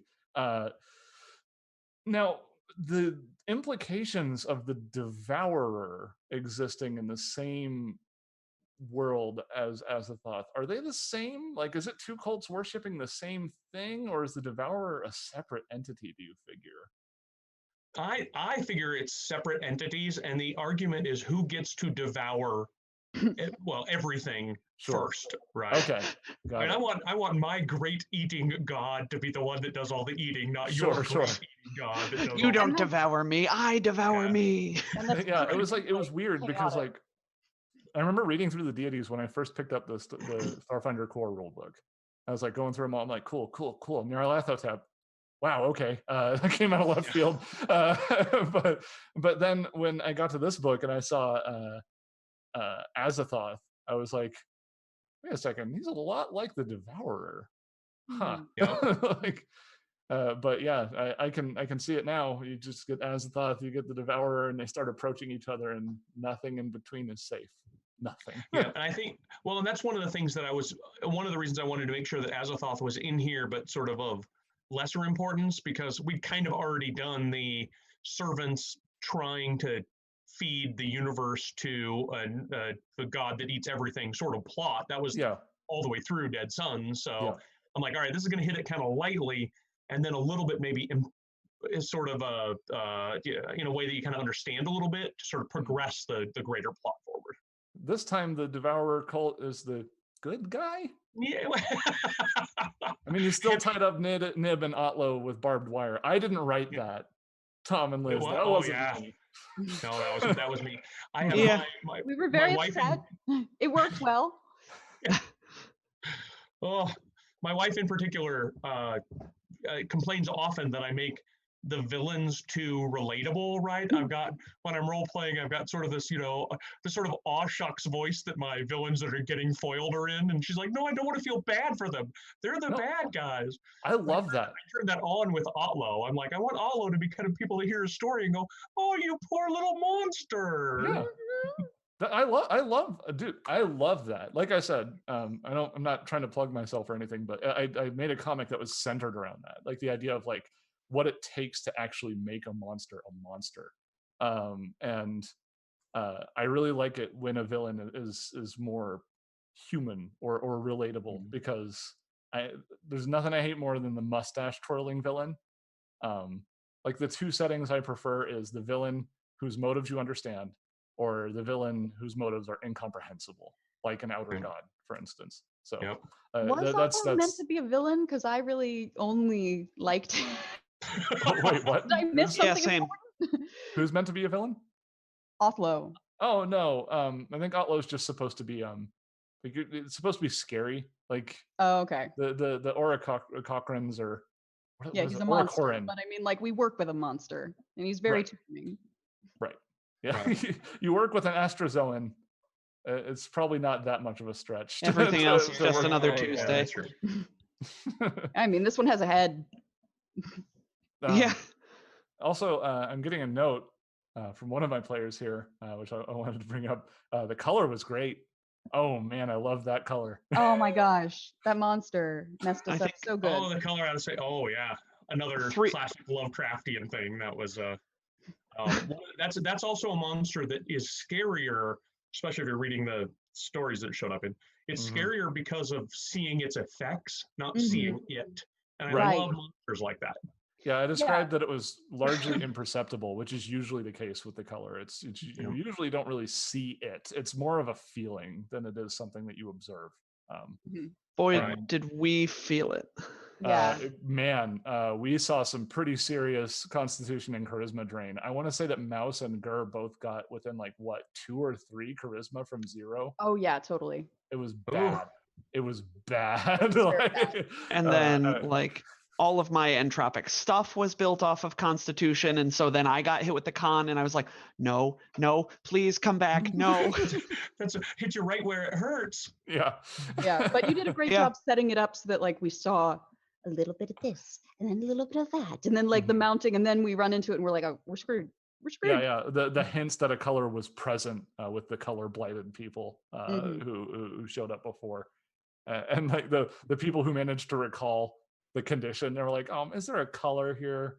No. Come on. And then right after they limp away from the color fight is when the Elvatri fight started. And that is everyone was very upset because they're like, this guy is really powerful. He could have handled this thing. What an asshole. Yeah. That's probably fair. To the extent anybody in the adventure was the sort of mustache twirling villain, it's really him, right? At the end. Right. In a way. I'm so far more powerful. It doesn't matter to me if I tell you all of my plans. Right. Because you're not leaving here alive. Yeah. Yeah. But his motive still made sense, because he was like, you know what? I would rather not fight the color. So these guys do it and then they kill it. Then they're going to be weak. So I can just kill them. Or if the color kills them, they would have done some damage. So I'll just go in there and finish it off. It's a win-win for me. Yep. Like, it's like his motives made sense. He was just a jerk. Just He was just a straight up jerk. So yeah, that was a real good time. And I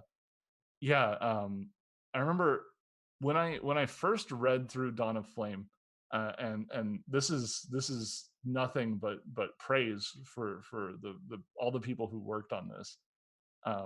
When we decided to do this, we wanted to do a full AP, and the only one that was out that hadn't been done already was Dawn of Flame.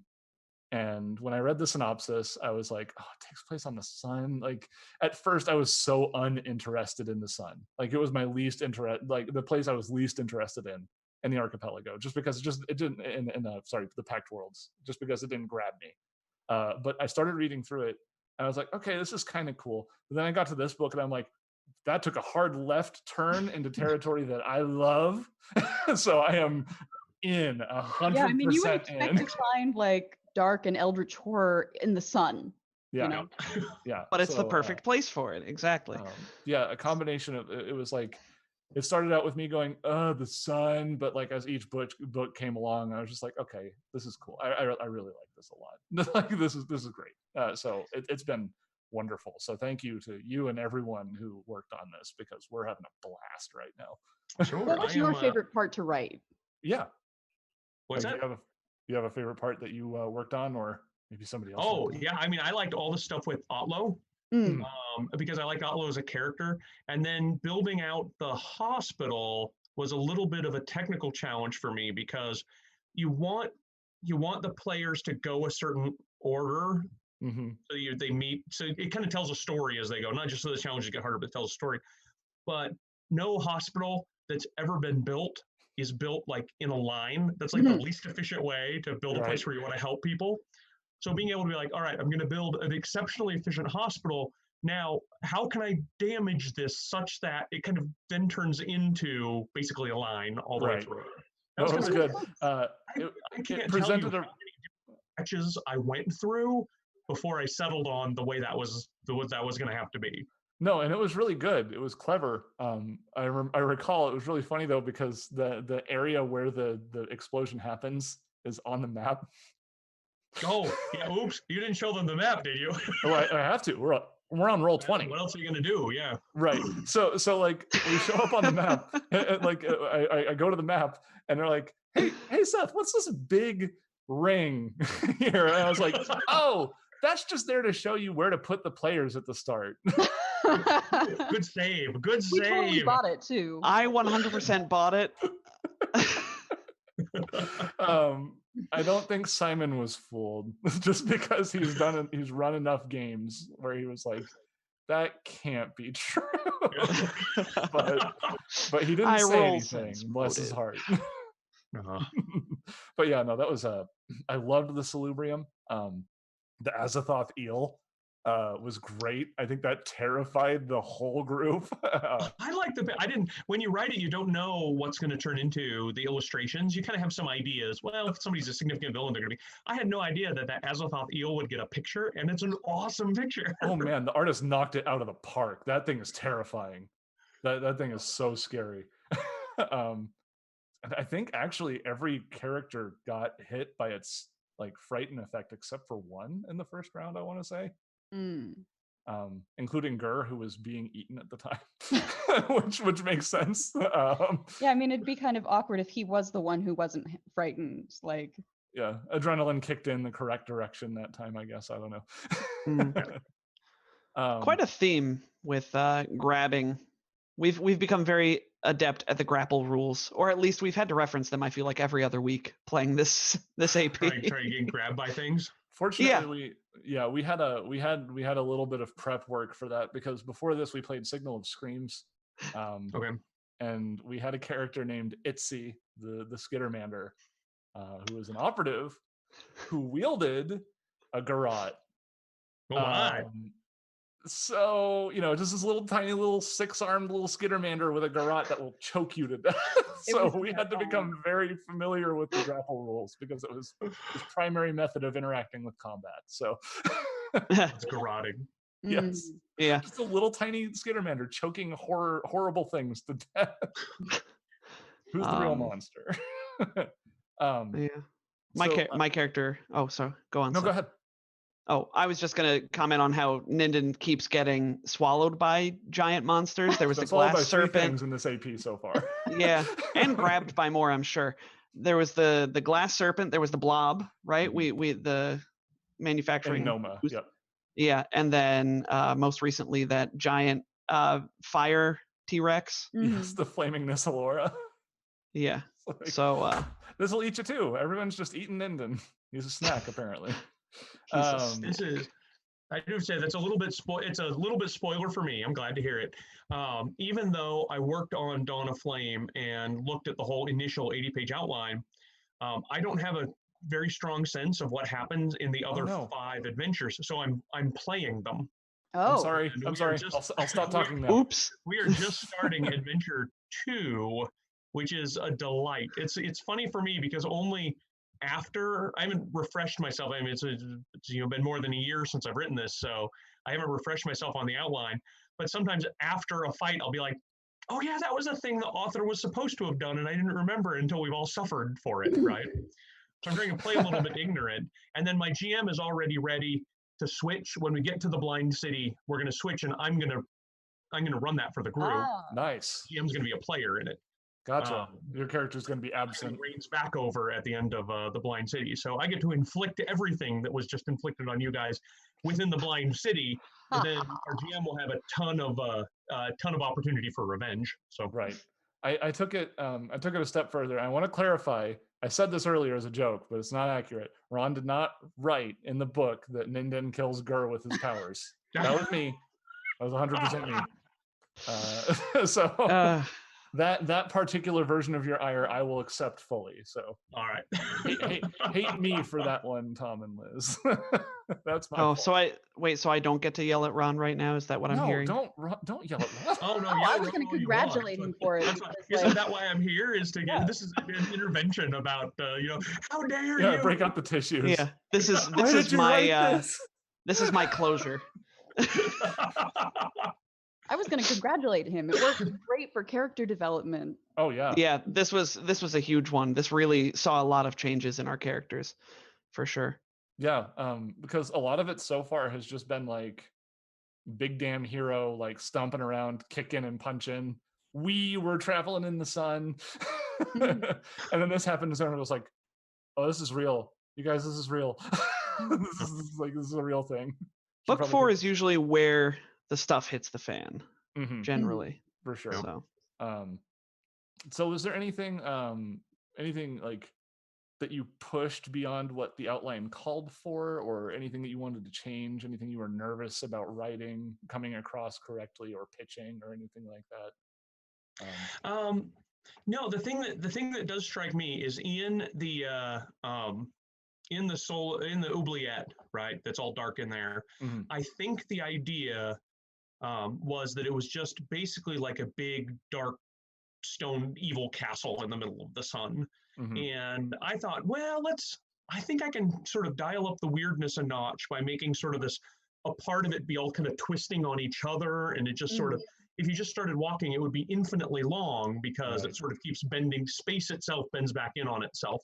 I thought, well, it doesn't fit with the evil stone castle floating in the middle of the sun idea, but it does certainly fit with the cosmic weirdness idea. I hope that flies, and it did. I was glad because I really liked that part. Yeah, no, you kind of play either direction. Yeah, I really liked the Illuminant Heart a lot. It was challenging to put that in roll 20.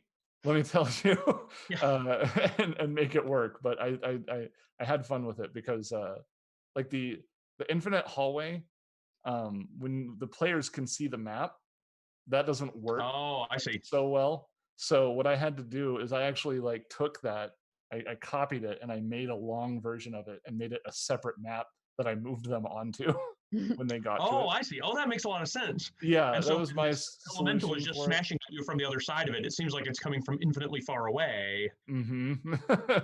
I forget who got through first. Was it Kaylin and Mouse? I think it was Kaylin and Mouse emerged. Mouse took a long time to get through that because she's very low wisdom. Who was it? it was Kalen and somebody emerged on the other side, and they see this giant fire piece, and they're like, "Oh, geez!" Oh. And I think it everyone else was is like, "What's happening? I don't see anything. What's going on?" yeah. Oh, that was fun. Let's see. I don't know how much I don't know how many video games you played, but like the grand scale of Ezorad within the Oubliette, I got a lot of like Dark Souls style vibes coming from it. That's coincidental in that I don't play an awful lot of video games. I've had people ask me before. It's like, wait a minute, you got a full-time job and a family, and yet you still write tons of stuff, tons of adventures every year. How do you fit that many hours in the day? And my answer usually is, go ahead, give me some pop culture reference and let me not get it. Right. Right. I don't watch a lot of I'm TV. not. I'm aware that there was a show called Game of Thrones, right? But don't play a lot of video games. But Sure. It could be that that's where the hours come from. It could be that both shared like source material that you were inspired by or something. Well, We're both afraid of the same things, I guess, maybe, because some of it is, what am I afraid of, right? Let me put that in. Yeah. Right. Well, no, I don't mean it didn't seem like it was directly out of Dark Souls. I'm not trying to imply that. That's just kind of like the general feeling I got, like this grand, ancient structure that is desolate and is only inhabited by the mad and the lost. I don't know. It was really. I had a lot of fun. And we kept going like, how old is it? Wait, how old is it? Old. Thousands, unknowable thousands of years old. Super old. Well, I mean, before the gap, right, which automatically makes things sort of head scratchingly old, but way even older than that. So, like it was old when Galarian was still around. Yeah. Yeah. Yeah, who knows if Pathfinder characters are looking up at the sun going, wonder if there's something in there. Right. It might have existed during Pathfinder times, come to think of it. I am terribly curious as to exactly how old it is, but that's like the kind of player I am. I want to know exactly, like, okay, who built it, when did it get, when was it created, et cetera, et cetera. Those answers, shockingly, not in the book. Yes, and shockingly, perhaps more shockingly, not even in my mind. In my mind, it's just super old. Yeah, no, I feel like that's important to have secrets even to yourself as a writer. I think is kind of a good, like there's some things where it's just like that detail's not important. You just know that it is very old. I don't even know how old it is. That's how old it is. The person who created it does not know how old it is. I like world building, God. I want to know about the world. Well, you can go the other direction too. I've got my day job for Paizo is to develop Pathfinder stuff, and one of the adventures that I recently developed from John Compton, who's on the Starfinder team now, has this old dungeon in it. And in his turnover, he explains, well, it was built by dwarves, and here's all the architectural stuff that they did. Then it was occupied by some other group, and here's the architectural changes they made, until finally it was occupied by this group. Like, whoa, interesting. I love that. A small section of people. Yes. Like, I watch those kinds of documentaries or like shows where, they've got a house in England, and they're like, well, this beam is from Tudor times and blah, blah, blah. I'm into that, but I understand that the vast majority of the world doesn't care. Here's the name of the dwarf that built this door's archway. Yeah. I don't know, just in general, I really, like, I just kind of like, I breathed this book. Not to say any of the other books were lesser in any regard, but like with this one, like when I read through book 4, when I was doing all of my, like, trying to figure out how to tie the characters into the story and that sort of thing, I did a lot of ahead reading, and I was like, I cannot wait until we get here, because this is so on brand for me, and the players are going to hate it, because I think he was talking about it for a while before we actually got there. He was like, oh man, I wish I could tell you, but I can't. I was so excited. I wanted to get to it. I'm like, oh, you guys are going to hate me. This is going to suck for you, but I'm going to be laughing the whole time. I'm really excited. Oh, good. Are we going to enjoy it? No, not at all. No, this is fun times for me. So where were your character deaths in here? We only had one, and it was a plot death. Kind of. It was kind of a plot death. But it was brutal for us because the person who killed him was Tom's character. Right. So Okay. what happened is, so Tom is playing a Vanguard. Of Vanguard, yes. The playtest version, obviously, because the character operations manual isn't out yet. But his power is based off of entropy, and so they were fighting Ilvatri right after they just come out of fighting the color. They were in a weakened state. Kalen had basically no spells left at that point, and two of them had 2 or 3 charisma, which was very greatly affecting their ability to distinguish what was around them. Like their brain was messed up. Ninden got hit by that nasty blinding attack that Elvatri has. Mm-hmm. And so I, as a DM, after indicating to them that this fight wasn't really going super well, explained to him that he felt a warm and familiar sensation welling up with him, along with this power. Like he could feel that there was this source that he could use to power his entropic abilities and just really like end Ilvatri. And I told him he could spend a resource point to do it. Resolve point to do it. And he was like, yeah, I'll do it. And so I described that he did indeed summon these powers, and he destroyed Ilvatri with one punch. But what happened was a sickly green beam came out of his friend Gur and drained him of his life force to empower this blow. So we got this whole great victory, but at cost. Yeah, Right. it was Pyrrhic. Oh. It was indeed Pyrrhic. In the other sense of the word. Yeah. Here's a piece of candy, and he played me like a fiddle. He knows exactly what I like. He was said like, no. hey, do you want limitless power to just save your friends and whatnot? Yeah, totally. Let's do it. Well, yeah, that can't come at any cost. That's Oh no, what could possibly go wrong? It's fine. I'm just playing with the forces of life and death. But yeah, I mean, like that's the whole thing, right? So like the Vanguards, their abilities are entropic related. So I wanted to kind of play with that, where like they're in this area where he got his entropic powers when he was it was an operation that went really badly, and he was at death's door, and that's when these powers came up. So I thought like this fight is definitely going to go poorly. So I had this whole idea, like I was planning this for a long time. I was like, this fight's probably not going to go well, and Ninden is going to be put in a desperate situation again. I was like, his powers are going to come knocking, and this time it's going to cost him. And that's what I meant by that, like kind of like passing the baton, like you to me as the GM, because I was like, you gave me the reason to go down this path, and I thought it was such a cool thing, just because it allowed us to really focus on character development. It allowed us to focus on these characters, what they mean to each other, and what they'll do to keep each other safe. And I just thought it was a really powerful thing. And then I got to write a homebrew thing about Gur going to a place where you can only continue to exist if you remember who you used to be. So, just fun stuff like that. So yeah, it really kicked off the next book for us in a lot of fun ways. Yeah. Doubling back to teams, I did have a question about, so we find that team that's already dead when we get there. Right. And the way that they got to the prison was, where did you come up with them? I'm really curious. Oh, like the team itself, or the way they got. Nothing's scarier. If you want to make a haunted house scary, you want to make any kind of place scary. Nothing's scarier than showing the effects of people who've already been beaten by it, because that makes the players stop and go, wait, this could be really bad for us. And there's 2 dials that you can turn on that. You can either make the other group that came in just look super bumbling incompetent, in which case it kind of shades towards comedy, or you can turn them towards seeming like they're very competent, in which case it shades more towards horror, right? Because it's more like, wow, if this group had trouble, what must we be in for?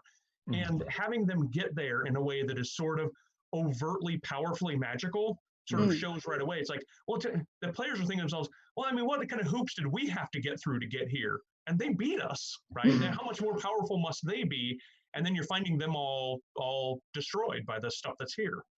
I really liked Laud a lot, Just like how he's just kind of a jerk.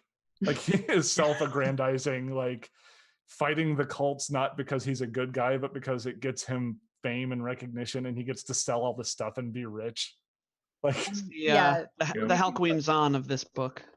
yes, absolutely. Well, But that's also part of the point that the character, I mean, whether you realize it or not, or whether communicated across, is I want to have an encouragement to have the players all work together because they see what happens when a group didn't work together. Or for the wrong reasons. Absolutely. Yeah.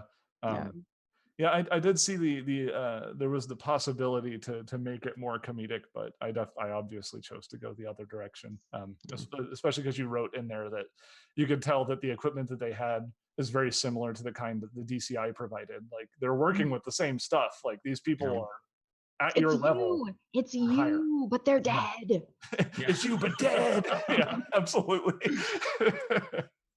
Yeah, that was, I don't know. I had a blast with it. But I don't know. So this might be too much information because I know you got to keep your secrets and whatnot. But what's next? What's next for Ron in the realms of Starfinder? Yeah. Ooh, I can't say.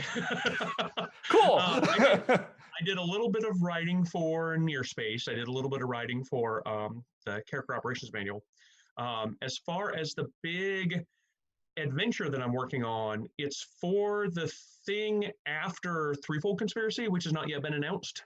Right. But it is in a lot of ways some of the hardest writing that I've done for Starfinder. Because without going into let me not get into spoilers. I have a tendency to overshare, so I'm really, really trying to restrain myself. Good. We need to have that's okay. Hold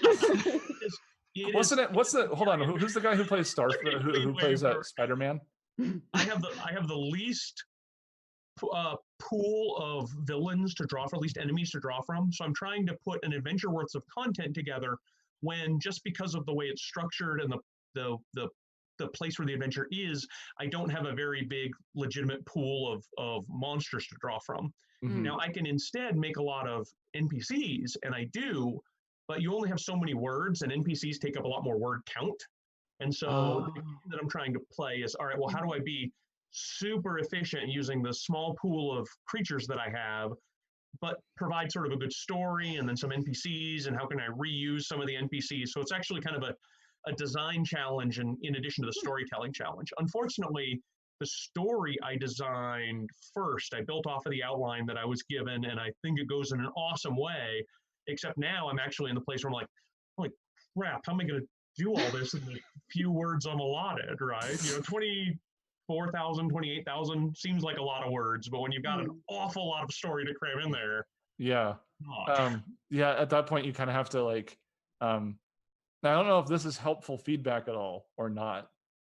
Because I know that there are people out there who absolutely probably rely on this stuff. I go way off script when it comes to like prepared dialogue from NPCs.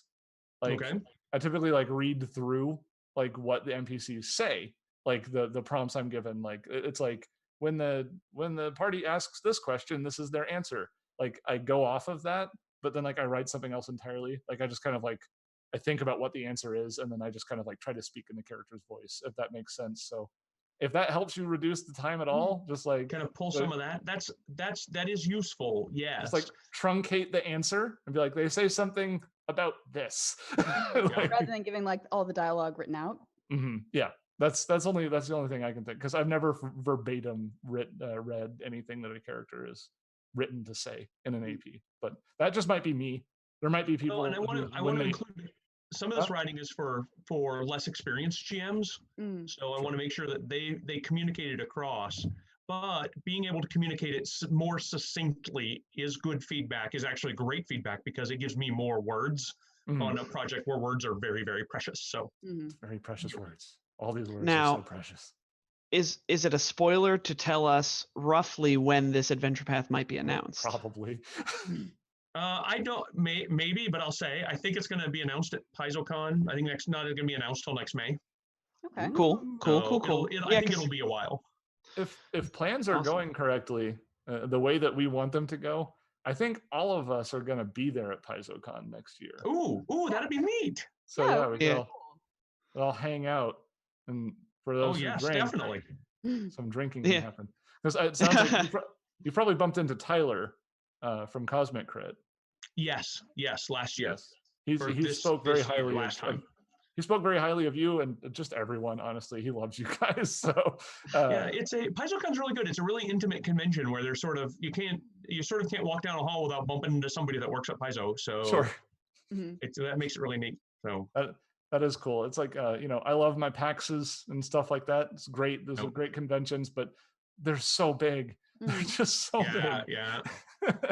I like the smaller cons too, just because then you can see people, not just once, but maybe once or a few more times throughout the con, and you can be like, "Hey, did you get to blank?" and then find out how it went.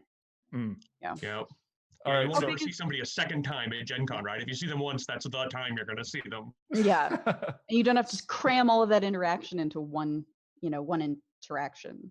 Yep. So I'm looking at the time, and we're under some time constraint because we have a couple people who need to be places, but we've got a few more minutes here. So I think it would probably be prudent to ask this question. We asked Joe, and his answer infuriated me, but I tried to hide it the best I could. But what is your favorite species and class in Starfinder? Oh, you mean playable or of any kind? Well, we can do both. We have enough time to do both. Okay. All right. I am a big fan of the Yosoki. I think that there's kind of not enough done with them or about them, right? They're the rat people from our version of Mars, right? And that's sort of that. I'm like, no, there's a lot about them. There's a lot, yeah.